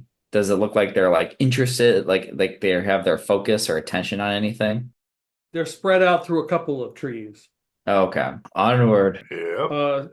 Zophan, you sense that they're kind of they're kind of warning each other. They're kind of giving out a warning that strangers are approaching or predators are approaching. You instinctively know this. Zophan's like trying to process this, and he probably wouldn't say anything. He would just think Okay. that it's weird and like not really sure if this is something that he's really confident in. So I think he would just until I don't think he would act on it or reveal that feeling to anybody. All right. As you get close, they disperse and kind of fly off deeper into like this orchard. Wes, D6. Zophan just kind of looks at his hands and Two. Yep. checks to see if like more feathers have come up. He has plumage now. It's just monitoring the continued deterioration. Roll D20. Yep. 1. Moving up the road, the horses, whoever's on a horse, they begin to get spooked. Like they are not very happy. Like something is bothering them. Karn's probably a little bit better attuned to that than Basil Wilberforce. He says, Red, something seems to be amiss. We need to be extra vigilant and prepared for anything. He's trying to look around and see if he sees anything if he can Okay. perceive anything that would be bothering a horse. The wind kind of picks up. The clouds seem to cover the sun, gets a little bit darker. And you see off the road, through the trees, a little bit of a bluish light and smoke coming from some rocks that kind of stick out. And there looks to be creatures, some sort of humanoid with antlers around these huge rocks that are in the woods. You can see their heads look like bluish smoke. It doesn't look anything like that dwarf that had the smoke coming from his head, right? No, it's completely different. Okay. Well, I definitely draw my silver sword at this realization. Swords out. Basil Wilberforce has got a silver arrow knocked, Yeah, but not threatening yet. Basil will get his slip his fingers into the iron knuckles. Okay. I don't like the looks of this. The looks don't bother me as much as the feelings of my horse. And he looks over at the goat and sees how the goat is acting. Oh, the goat stops dead in its tracks. Like it's not going any further. It's in fear. Mm-hmm. And that goat's from the Fae, so this is not something that's Fae that's friendly, most likely. So these beings, are they off the side of the road? Yeah, I mean, they're off the side of the road, like, picture like wooded area, and there's some greenery, but you can clearly see them through the wood. Like you can see these stones that are coming up, like it's a stone outcropping, and you can see that they seem to be around the stone outcropping. Are they paying any attention to us? Like in some kind of ceremonial circle or something. It's hard to tell if they are. You would have to get into the woods to find out. We should keep going. There's no reason to engage unless we have to. Yeah, Karn gets off his horse and takes up the goat's lead and leads both the horse and the goat and keeps an eye on the things as we go. Yeah, best to go around. We'll try to leave them be. This is their wood, not ours. I have a feeling they have not heard the word of Cuthbert here. Paul, give me a D4 roll. Uno. As you're kind of like passing on Camp Road away from them, moving. The horses are very resistant, but you're coaxing them along. The goat is kind of very cautiously moving, and coming out from on the other side of Camp Road, out of the underbrush, are 6 bloodhounds, dogs, and they look very fearful as well. And they're kind of growling, not at you though. And as you look, you can see what appears to be a young, well, I don't know, some kind of humanoid. You can hear, he looks to be being dragged by one of these things through the woods towards this circle of these creatures. But the sound is kind of like muffled almost. It should make a heck of a racket that he's being dragged through the woods, but it's almost a muffled sound. It's a humanoid figure, that's all we can tell. Yeah, he's just laying on the ground, and you can see one of them kind of like going at an angle through the woods. Like you can see the smoke coming from, it's this big, tall dude, very gangly with like long, like tatters, not even robes, they're just tatters. It's hard to tell if he's even wearing any kind of armor. Maybe he's got armor. It looks silvery, but he's got antlers, and his face looks like blue smoke. And he's just dragging this, looks like human along the ground. And the dogs are kind of getting closer and kind of fearful. And they growl, one barks, and then they step back over near the road. And so they're near the humanoid figure that's being dragged, the 6 dogs. Like, would you think that they were, trying to protect their master, and that's who's being yes, you have a dog. Yeah, actually, you do have a dog. Yeah, that is exactly what they're trying to do, but they're afraid. And then you can see the guy's face. He kind of turns, and he's got his mouth open. It looks like he's trying to scream, but you can't hear anything. You just hear little noises in the brush. That guy needs our help. Yeah, how many of these figures are there that we can see? You count at least 5. You would guess there might be more of them. Do you suppose we could be of aid? Nothing else. We can help whoever's being dragged. Nothing else for it, I suppose. And Karn ties the goat off to the cart. Okay. And gets back on his charger and starts going in the direction of the guy who's being dragged. Okay. Ho there, by the name of Cuthbert, where go you with this man? So you're kind of moving your horse through the wood. Yeah. This thing turns at you. You can see it. Basically, its face is a skull. Okay. It's basically a stag's skull-like head. It's got bony claws, and it just kind of looks at you.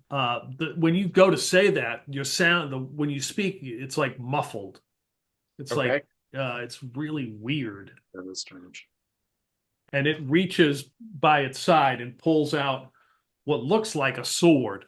And that's when we roll initiative. Right. When I hold my sword up and go, I got one of those too. A show and tell where we take turns. 1. Who's got a nothing bonus? Karn both have +1. Zophan has a -1, so it'd probably be better if he rolled. Yeah. But he's got he has a +1, so whatever I roll is going to it's a 6. All right, so you guys are up first. Is it possible that I can charge, or am I too close, or too much clutter? Yeah, there's a lot of trees and and brush and stuff. There's no room to charge. Okay. I'll do the closest approximation and attack. He shows me his sword, I show him mine, and I attempt to show him mine up close and personal like.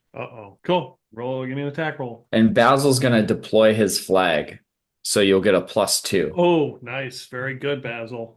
Okay, I'm trying to fish this out without changing the number that I rolled. Okay, 16 +2 and plus my 1 for my strength. Okay, that will definitely be hit. Remember, if you failed your con check for the rest, you have a -1. Also, before you do that, as the friar goes, "Oh my God, what have we got?" No, that's right. I'm with Karn Stone. I forgot. He will do his thing. Right before you're about to, you're attacking Karn, you hear blaring of trumpets. It cuts through whatever this weird silence shit is going. It cuts right through, and everybody gets +1 to attack and damage as the friar has invoked the miracle of Saint Godwin, converter of kings. Nice. And the +2 is from the rabbit flag is just to attack, right? Yep. So yeah, roll the damage. What are you using? The Hemodiasaur. All right, there we go. Yeah. Max damage 8 plus 1 for strength and 1 for the bonus. 10 points of damage. Nice. That surprises the hell out of him. And he gets whacked, and like pieces of him like break off. And I Fall shout to the ground. Who is next? Felix is gonna rush up there, sword in hand, and try and slash at this thing. Okay. I'm gonna use my hustle point. Wise decision. All right. So that is, so we're at like +3 right now. Yes. Okay, so that's 17 That is definitely a hit. for 7 damage. Again, pieces of him come breaking off, and he is still upright, but like more of him is falling off, like hitting the ground. As soon as it hits the ground, it like breaks into wisps of like smoke. And Gotcha. Kind of scary that he's still up. yes, he's still up. Who is next? Just so we're clear, that was with my silvered sword. Just Yes. Yeah, very good. Well, Basil can't really do anything else since he used his turn to deploy the flag. Zophan will start cartwheeling and then whip Chihai around as kunai, and he will focus on the one that we've taken a few pieces out of already. That's 21 or 20. 20, not natural. still awesome. Double damage. So I'll roll 2d6. That is 10 Okay. damage. Tell me how he dies. Oh wow, nice. So Zophan is like he's cartwheeling and turning into tumbles, and then uses the momentum to shoot his kunai out. So it's like a dagger kind of attached to a rope, and it like shoots straight out and lodges into the skull, like that is kind of enveloped in this blue flame. And then when it does the skull just cracks and shatters, and the blue flame goes out, and revealing the skull wholesale, and then it just kind of collapses to the ground. And he like yanks Chihai back, and it like wraps her back around his arm, and he stops, and he like then he stops and like surveys for his next move. All right. So as it crashes to the ground, the sword hits the ground. Like you said, its skull, the antlers, they begin to just kind of like break off and go into that blue smoke, and the blue smoke starts to dissipate, leaving what looks like 2 jewels, very faintly, a very faint blue color, but mostly black, leaving them on the ground next to the sword. I believe that is everybody, right? Basil Wilberforce. Basil Wilberforce. Okay, you're He's up. looking at the other ones and seeing if they're noticing this or not. Yes. They are noticing this. They're definitely noticing this. So he's going to how far is he from Karn and this guy who was getting dragged? You tell me? I feel like he was close to Karn when Karn took off. So I mean, if Karn didn't make it very far in a move, I'm wondering if he can get to him in the same round. Yeah, we'll say that. Yeah. He's going to run up to the guy who was getting dragged. And was he like, is this guy bound, or was he just being dragged by a foot or something like that? No, he's got scrapes and bruises, and he looks in complete terror. He's going to try to get this guy up and tell him, does he look like he has any weapons? He's going to try to get this guy up on his feet and pick up that sword and hand it to the guy and go, get your dogs, let's fight. Okay.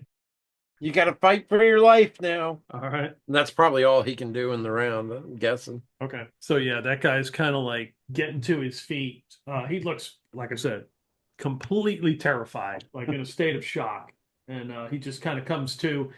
He has got some like regular leather armor, and We're here to help you, but you gotta help yourself too. so he grabs the sword. Good for him. And for a minute, he hesitates, but he uses two hands and he picks it up and he was like, okay, well, and you can barely, like when he says that, it's like you can barely hear what he's saying, and he looks like he's going to get in a fight. Good for him.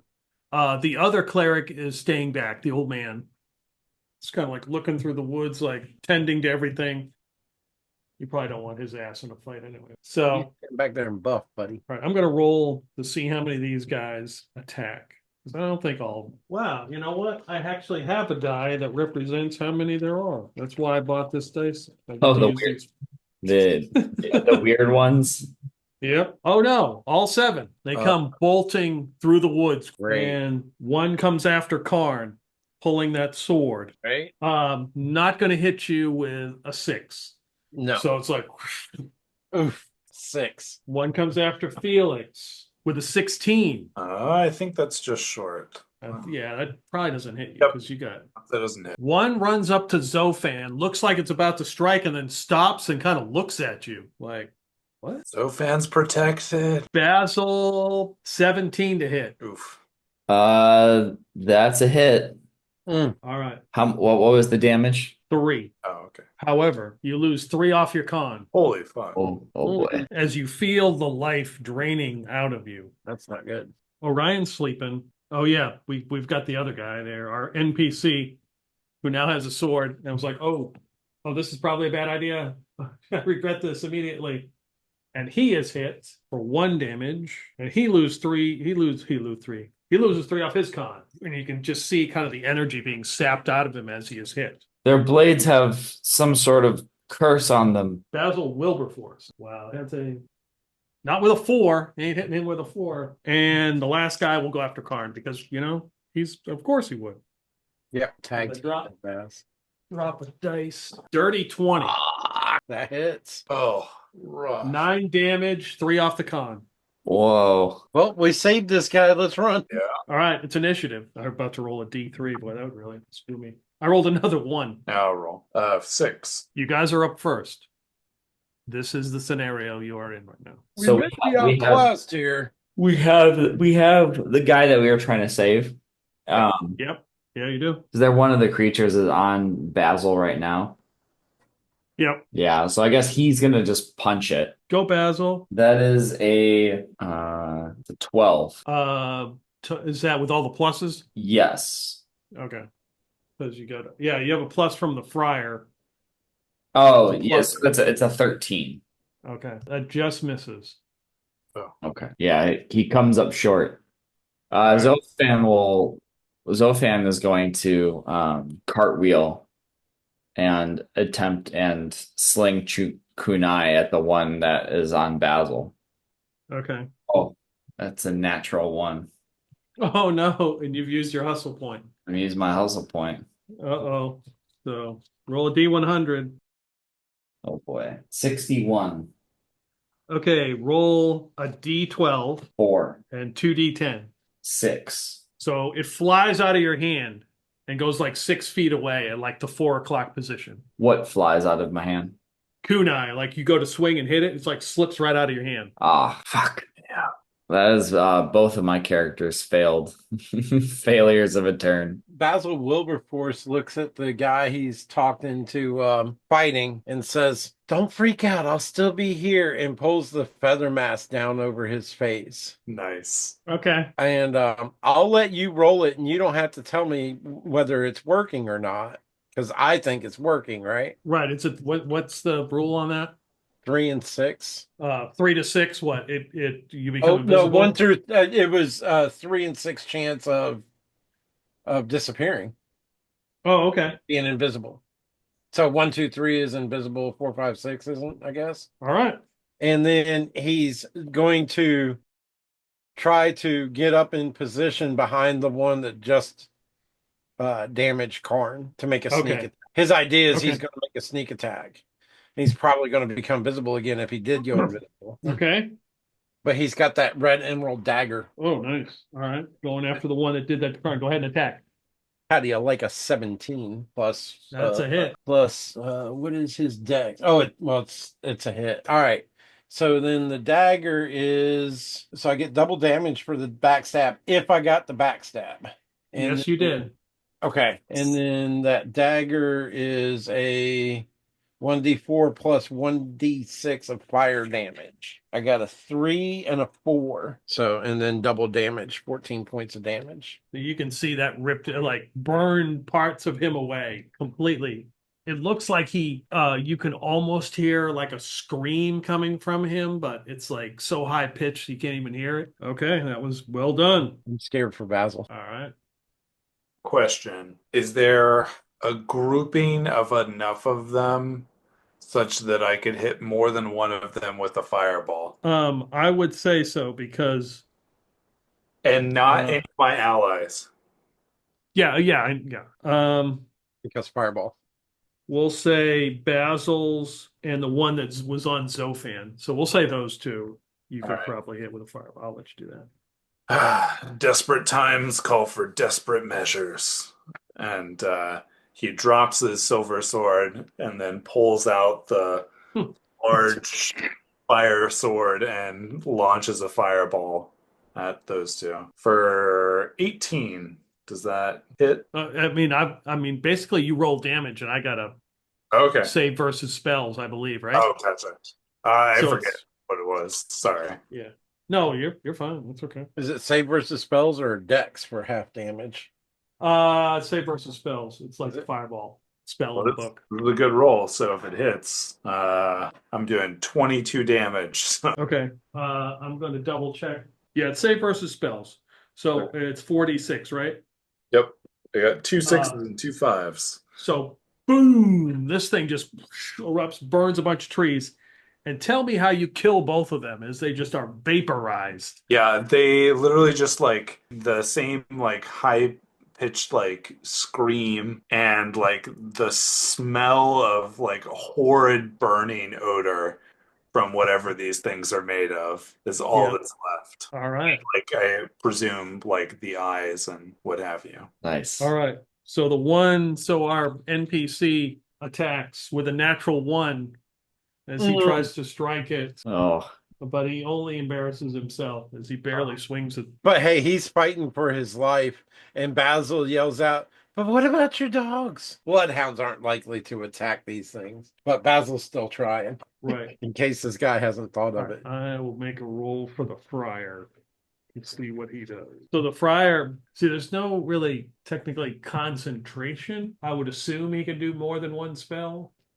So the friar sees Basil Bessex over there, been hit, and you see bobbing wisp of light floats from his hand, and he kind of like hurls it at the creature, and there's a flash of like light in front of the creature, and the creature actually does this, and he's got his hand up, so essentially he's been blinded. Nice. He was going to do like a light thing, but I think that's kind of like a concentration. But we've got the other guy. Is that everybody? Everybody's gone. Stone.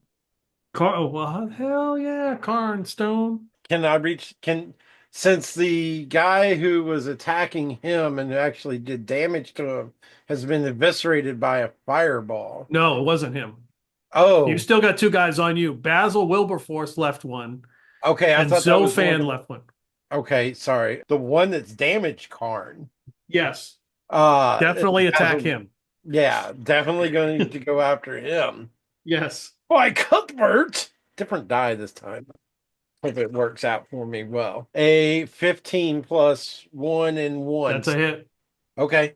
Uh-oh. 5 How points much plus 1 5 points plus 1. for strength. Oh, and the one for the thing from Tell me how he dies. clean, quick, simple. He just swings a mighty stroke and chops his head off. And then on the backslash, as the body's going down, puts a C on him for Cuthbert and looks over at Basil. All right. You've dispatched 4 of these guys. There's 4 left. that still only counts as one. All right. The old man pulls his slings out. And he's like, Oh, you bastards. And he will go after he'll try to shoot the one on Basil Essex with a 3. Okay, a rock flies randomly in the woods somewhere. Basil white ducks down. I'm being attacked on a different front. All right, so Karn. Okay. There's one left on you. He will attack. Not with an 11. He misses. Ooh. There's one on Felix with a 21 to hit. Oh, that definitely hits. 3 damage, 3 off the con. Oh, that hurts. You know what? That die is really fond of its 3s. Yes, it is. The one that's blinded will try to attack Basil. It will have a negative to its roll. Okay. It misses. It's like swinging. Thankfully. And the one on our friendly neighborhood NPC, he's -6 con, and now he's taken 5 damage. Uh-oh. As he is hit again. He doesn't look like he's in good shape. Let me check. Let me check. Is he dead, Jim? No, he's still alive. Good. Is there like a minimum con that you have to have? Or is it like 5th edition where you like once you go to 0 or 1, like you're done? No, once you go to 0, you're dead. Okay. So another hit like that, he'll be dead. But that's all of them. And we go to the next round. I rolled a 2. Basil could roll. It's a 2. Felix asked the question, is there another group of 2 that I can hit with the fireball? You could probably step back and blast the one in front of you. All right, good enough. All right. Holy fuck. 22. Yeah. Tell me how that one gets blown to pieces. Literally just like debris. Like there's so much like earth and everything else. You can't even make out where any of the pieces went. Between the trees and the stones and everything that just got completely annihilated. You hear the sounds of bone and rock and whatever clattering together as it all like comes away. All right. And else you Cool, find it like covered in dirt and other stuff that got like kicked up from this. It's a cool visual. All right. Okay. Who's next? There's 2 left, right? There are 3. One fighting the NPC, one fighting Basil, who's blinded, one fighting you. One fighting Karn. Yeah. Karn. Is it safe to say that the one fighting the NPC might have his back turned to Basil Wilberforce? Yeah, if you're looking to do a sneak attack, yes, you could get one in. Well, of course I am. So Basil Wilberforce will start out. He's trying to save this guy. 14 plus the one from the guy, and That's a hit. okay, all right. And so that's a D4 and a D6. Roll them both at the same time. That's 3 points on the D4. I got to fish this sucker out again. And 5, so that's 8. Double damage, 16. Tell me how he does. He's menacing this NPC who is probably trying to hold that sword up and ward off the next blow. And all that NPC sees is all of a sudden this flame with a dagger point come out of where the mouth would be of this guy, and it just crumbles down in its smoky dust kind of thing. Yeah. And Basil looks at him and says, might be a good time to back up. You can right. probably start backing away out of here now. We'll clean this up. Okay. 2 left. And that was that the one on Basil or was it a different one? One on the NPC. All right, so yeah, Basil's gonna try to punch this thing again. This time it's gonna be a 20 non-natural There we go. and deal 7 damage. And it has to make a save versus spells Okay. as he hits him with a paralyzer. Nice. Okay. So if it fails, the target's paralyzed. Assuming hit him. that it suffers paralysis effects. Doesn't seem to be paralyzed, but you definitely hit it. Okay. All right. Let's see. Felix, Basil Wilberforce, Basil Essex. Zophan's gonna go pick up his. He's gonna spend his movement to go find Chihai, Okay. and then not doing a tumbling attack this time, but just aiming. He'll swing it at the one on Basil. Ooh, that is a 13. Or no, that's a 14. That's a hit. 5 damage. Okay. All right. Who's next? What's left? The one on Karn and the one. There's one on Basil. Well, Karn hasn't gone yet. I guess he's got to engage the one that's on him. Which die do I roll? A 3 is not going to hit. I chose the wrong die. They can't always roll big. All right. Is that everybody? I think so. The friar helps the NPC out of the woods because he looks in bad shape. He drops that sword and just kind of staggers out, like looks very worn out. The cleric Ari is in the back with the slings, like, I can relate to that. I know how you're feeling, buddy. And he goes up to help him. All right, so it is their attack. There's only 2 left. One will go after Karn, and not getting very far with a 6 on the die. Yes. One will swipe at Basil, Bessex, with a negative, and not getting very far with that either. So Nope. nothing. I rolled a 3 for this initiative. I haven't gone yet. All right. I rolled a 3 + 1. Nice. You're up. Now that Zophan has Chi-Hai, he's gonna start cartwheeling again, and use the momentum to try to get the one off Basil. Yeah. Okay. It's a 1. Oh man, I just can't catch a break. It's almost like you're transforming into a Gloam or something. It's a 13 for my D100. Yeah, you just embarrassed yourself. Yeah, so that doesn't pan out. And Basil's gonna try to attack it again. 20, not It's a net. hit. 4 damage, and it makes a save versus spells. Felix is going to drop the giant sword and pick back up his silver sword and run up to the one that is. There's still one standing in front of Karn, right? Yep, Take a swing at that one for 18 it's a hit. Woo! for 9 damage. Oof. All right, well done. Okay, who's next? I guess Karn will go after his boy. Him and Felix are tag teaming up here. 17 plus whatever. I think that's a hit anyway, right? Yeah. All right. 5 points of damage, +1 for strength, and +1 for the other guy. 7 points. Ooh, he looks in rough shape. So we've got one that's paralyzed, and we've got this guy in rough shape, right? No, that guy is not paralyzed. He's Oh, blind. He's blinded. Okay. Oh, so we got one in rough shape that's in front of Karn, Yep, and the other one looks in rough shape too, and he's blinded. and he's blinded. Yeah. And that's all that's left? Yep, just these 2. Well, since Basil Wilberforce is already over here by Karn, I'm guessing the guy's facing Karn, so can he do the back attack again? I mean, the hell out of it. You're but- invisible. Oh, he didn't become visible when he did the attack? No. Oh, okay. That's a 12 plus the friars thing. +1, 13. Yeah, Which one are you attacking? the one that's on Karn. Okay, that's a miss. Hey, but he stays invisible when he is. Did you add your +4 for? No, I didn't. Okay, that'd be a hit. That would be +4 for back attack. Oh shit. I haven't added the +4 for back attack on any of those. Duh. It's been a while since I've done a back attack. All right. He got a 3 again and a 3. 3 and 3. 6 plus double damage is 12. All right.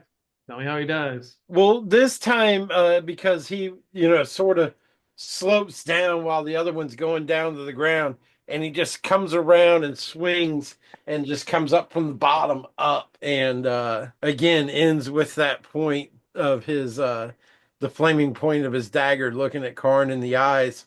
And as the figure sort of falls in half, he looks at Karn and goes, "I got him this time." Karn just hears some mumbling because he doesn't even see you. He just notices it being destroyed. Is that everybody? Yeah, Basil went, Zophan went, rolled a 1, Felix went, Karn went, and Yep. that is everyone. And Orion is still asleep. Still, It's a heavy sleeper. What can you say? And the Yeah. one bad guy has got to go blind. the blind one will swing wildly at Basil Faircloth. And that is probably a miss because that's going to be a 14. Yep, that's a miss. Thank goodness. Yes. That would have almost gets you. that would have hurt. I rolled a 6 this round. I rolled for Basil the last time. I mean, Karn's got a +1 as well, but Yeah, roll for Karn. I roll for both of my characters. okay. All right. I got the good old Yahtzee die, but I got a 4. All right. It will attack Basil. That was 10 damage, but nope. I rolled a 10. Swinging wildly. You guys are up. There's one left going after Basil. Felix will lean over and try and cut it down Okay. for 17. That's a hit, right? Yep. For 6 damage. Tell me how he dies. Just slices through his skull face in half. Oh yeah, there you go. Breaks it in half, and like blue smoke comes up and slowly fades. And as the bodies all kind of just slowly dissipate, the blue smoke just kind of vanishes, leaving for each one two looks like blue. They're mostly black gems, but they have like a little blue, faint blue light in them. And then you hear a crack as that stone that they were all around cracks and breaks off, and you hear it hit the ground, and it seems to be bleeding as like blood is coming from it now. Oh. Zophan's definitely gonna like pick up some of these Yeah, Basil Wilberforce will too. gems. All Is right. there any sort of feeling is there any sort of effect of picking them up, or like any sort of feelings that come with it? Or are they just like regular gems? When you pick up the first one, you feel a heavy weight upon you. Okay. Do you share that or do you keep that to yourself? You could share that. This gem makes me feel this. I got this heavy weight. Almost like it wears on my mind. For Zophan, and then it suddenly vanishes. And never mind. Basil Wilberforce is reaching down and he hears that and he looks kind of funny and goes, yeah, I guess you can have one. And Karn's paying no attention to that. Yeah, Felix just turns to the friar and just says, should we be worried? And points to the bleeding stone. He runs over, kind of moves towards it, looks at it. No, I think we've broken their mark. And you see the blood is like it's almost like acid. It's like burning through the rock. And the friar kind of scoops it, takes out a sack, puts it over his hand, kind of like you get a dog poop. And he kind of like starts to scoop up the gems and put them all together. And he goes over and just kind of grabs like a piece of cloth or something, puts them on there, and just kind of like ties them up. It's like we need to dispose of these. Karn is turned around and walks over to the NPC with the dogs and says, friend Basil gave you good advice and you followed it. Cuthbert looks out for those who looks out for themselves. Tell me, friend, how fare your dogs? And they've come over. The dogs are fine now. They've come over to him, and they're kind of all around him, lapping his face. He's Karn's an animal lover, so he's checking on the dogs. Yeah, he's sitting on the ground like exhausted. Oh, there, you can see they're fine. Oh, I owe you, all of you. Thank you, saving my life. Name's Ogden. Hello, Ogden. Ogden, what brought you out in the woods with these fine creatures? I was from the Woodcutter's camp, just doing some hunting. They got on a scent and brought me far out into the wood. Fortunately, we're going to pass through the Woodcutter's camp. You're more than welcome to accompany us back. I would be so relieved if I could accompany you.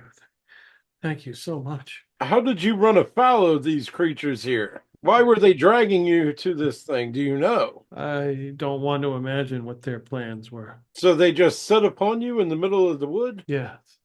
Understood. Karn's going to lay hands on him and try to do 4 points of healing. Okay. Yes. He is very grateful for that. He is very grateful. But he still looks very weak. I think I'll ride in the cart. Yeah, Karn's feeling a little weak himself. He looks at his friends. Who was injured? 3 points of damage and 3 con damage, but I think they're worse off than Felix. Yeah, wasn't Basil pretty badly injured? I think Basil took 3 and 3, right? Yes, he did. So Karn does 3 points of healing for each of them and doesn't do any on himself. Okay. The 3 points of con, we'll have to figure out if we can get that back or not, hopefully. Yeah, there's a way to get it back. Yeah. If you remember, I think the other group randomly rolled those things and you avoided them. And I remember thinking to myself, well, Karn wasn't here because you randomly rolled to see what's going on. So I was like, okay, let me randomly roll to see what they're doing. Yeah. And that's what they were doing. They were dragging somebody for a sacrifice. Yeah, Karn was getting ready to say something when Basil said something because it was Okay. all and good when they were minding their own business in the middle of the woods, and that's why I was asking: is that a human or a humanoid? Yeah. Yeah. Right. Yeah, because Karn may be a little bit racist towards humans, like a little bit more preferential towards Uh-oh. humans, right? Let's see. I Who? think Paladin. Paul, have you rolled D6 yet? for? I The think random so. encounter. Who rolled that mess? Who rolled that 2? Is that Uh, Wes? I was Wes. like, I think that was me. Yeah. Yeah. You rolled the 2 and the 1. Okay, I'm maybe I haven't. I rolled a D6. Yeah, I rolled it. Yeah, I rolled D6. Yeah, those things are nasty. I rolled the maximum amount there could be. So those things are effing Oh nasty. my god. Well, why the fuck did you do that? Because that's what happens. That's what I do. I randomly roll. Oh, god damn it! well, What'd we you roll? With my Yahtzee dice, I rolled a 1. Roll a D20. We may never get out of this hex. 3. May regret giving that healing to somebody else. Ah, I mean, I took 9 points of damage. the whole group is moving along very slowly on the camp road. The what was this guy's name? I wrote down his last name. I don't remember his friggin' first. Ogden. Thank you. Ogden, from Woodcutter's camp. Very thankful, thanking you the whole time. His dogs are following along, sniffing along the road. And Karn's walking his horse and like reaching into his pack and tossing out treats for the dogs. Because of course he is, because he misses his dog. Let's see. Paul, roll a D4. All right. 1. No, 2. I'm sorry. It's a 2. I would have sworn that was it's dark in here. So the dogs start to get they start sniffing. You watch them, they're very cautious now. The hair stands up on their back.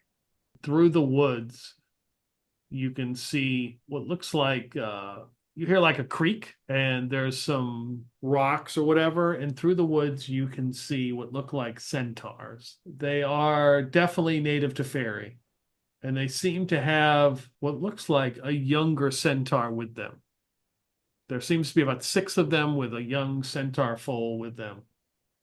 They're probably not up to any shit. They seem like they're minding their own business. We should just move along. Yep. They seem to be in a good mood. They're kind of seem to be pretty happy that they're what you would guess a centaur looks like. They have like silver braided hair, various bracelets and rings, and they carry quivers with bows. Armed animal. Karn loves them. Well, that's good. See, I rolled the reaction, and that was not attacking you guys. And 1 probably wouldn't have helped the circumstances either, but the 2, that makes a difference. Okay, so you move through them. You move past them. They seem to be fine. Yeah, I thought it was a 1 that I rolled, but I picked it up by the pointed No, end, that's fine. and I set it up on the top shelf, and the monitor light was hitting, and I was like, "That's not a 1, that's a 2, Paul." All right. Okay, Dustin, D6. All right, that's a 3.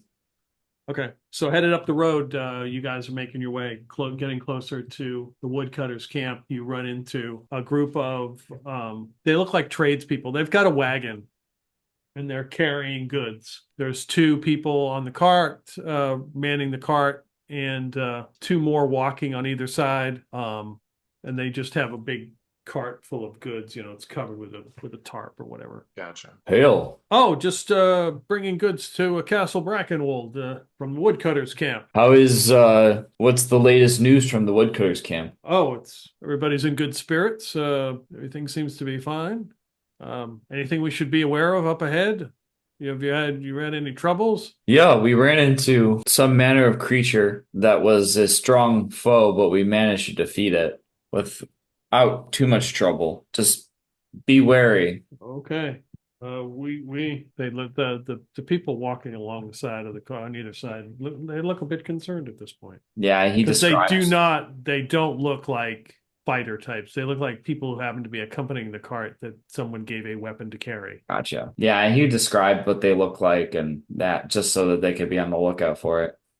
Yeah. They have a quick confab. And as you guys pass, you see them turn around and they begin to head back to the woodcutters camp because they're not about to deal with whatever it is ahead without talking to whoever sent them, because that was a bad idea.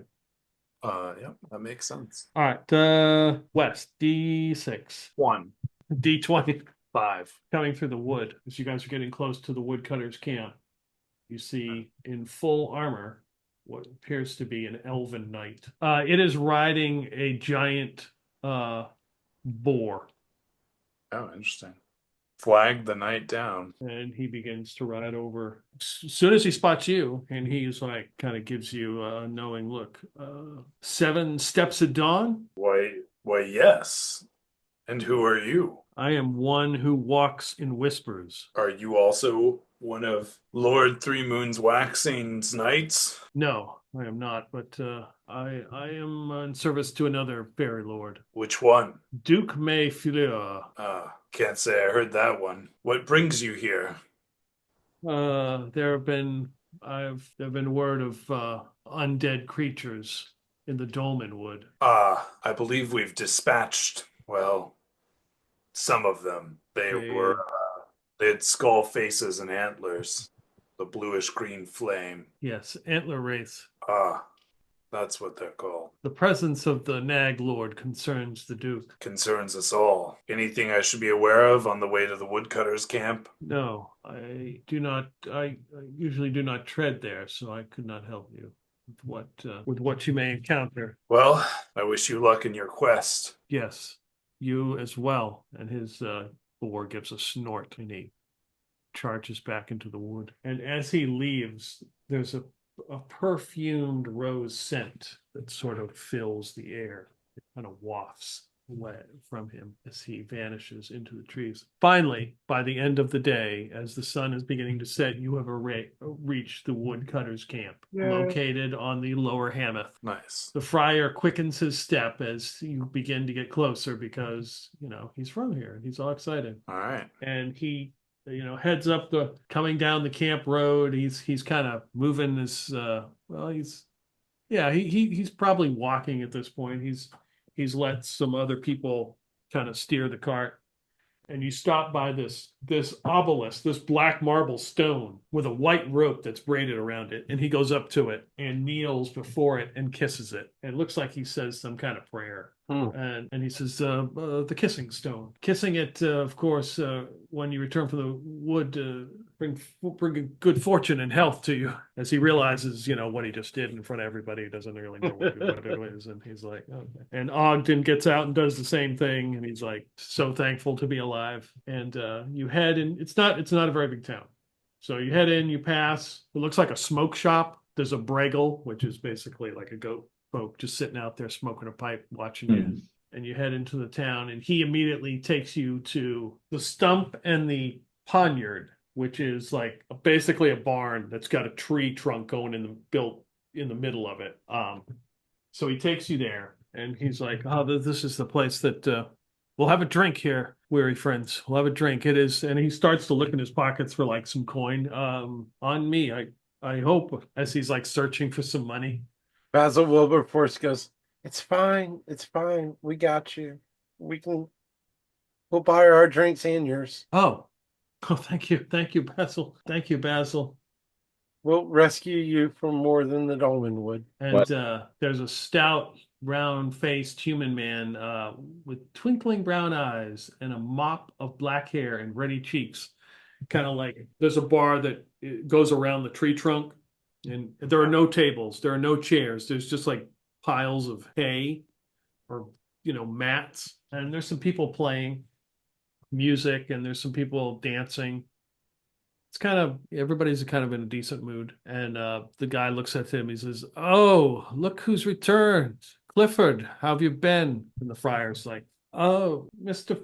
Berngal. Yes, good to see you. Drinks, of course, for all my friends here. He's kind of looking past you. He's just kind of looking past you guys. Before we walk into the bar, Karn says, well, this looks like one of the places I wouldn't frequent very often. I think I'll stay out here with the cart and the horses, and perhaps my friend Zophan will stay here with me. Yeah. And he leans down and whispers in Zophan's ear and says, might not be a good idea for you to be seen in good light here. Yeah, you're absolutely right. We'd want to get a little further out. I'll stay behind with you. So there's a couple of fireplaces in here, and you could smell they're cooking, roasting some kind of meat. So it smells really good. It doesn't seem like it's kicked into full gear, but there's some people here early, and the friar's just he gets his ale and he kind of drinks it, and he looks to be in a pretty good mood as he's just kind of like, and then he spots somebody who's like sitting, it's basically a barn, but there's some like windows and the windows open, like they're sitting in the windowsill and smoking a pipe. Yeah. And he's like, he kind of looks like, oh, I recognize it. And he kind of just goes over there and you guys are kind of like settling in, getting a drink, kind of like surveying the scene. And they seem to have a conversation. This person's got a big floppy straw hat. You can't really see their face and they're smoking. They got a pipe and they're smoking. They're kind of gangly and they stand up and the friar is drinking and he looks pretty happy and they begin to come over and he's like, oh, good news, everyone. I found someone that knows the location of the well. They can lead us through the Dolmenwood. And he's like, right, Alma, is that what you said? And she's like, yeah. And as she looks at you guys, you recognize this person. It's the one who was in charge of the band of mercenaries you took Zophan from. And at that point, she recognizes you guys. And that's a good place to stop. Oh, man. Oh boy. Yeah. Here we go. Good times. Thank you for running, Pete. Well, thank you guys for hanging in there. I appreciate it. Yes, the Antler Wraith was bad friggin' news. We got lucky though. Yeah, it does 1d plus 3 hit, 1d damage plus life drain, 1d 3 points of con. Yeah, that's painful. Yep. Especially when it's just threes every time. Yeah, I was so worried about Basil Wilberforce with his 6 points of con. Yeah, the centaurs were there was a chance they could have fought, but like I said, in this book, at least this monster book, you get encounters. Like basically, I rolled their reaction. The reaction was merry. They could have been hedonistic rage, which would have been they would have come right after you and attacked you. Yeah. Centaurs are highly volatile temperament. I was like, oh boy, here we go. We're gonna have another fight. Lovely. But they weren't the centaurs from the Prigwort fight. Those were different. Gotcha. All right, you guys got some damage, but you'll be able to hopefully rest up here. We'll probably play these characters again next time if you guys can make it. Yep. I should be good. Sounds good. Yeah, Okay. it should be good to go. Thanks. Have a good night, guys. Y'all All have a right, great thanks, night. guys. Appreciate it. See y'all Friday, or most of you Friday. Yep. All right. See you then. Here's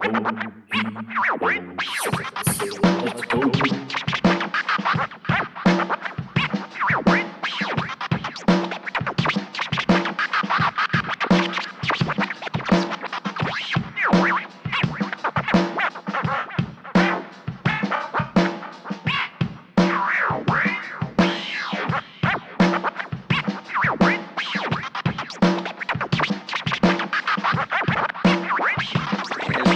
bow-legged women. Here's to swimming with bow-legged women.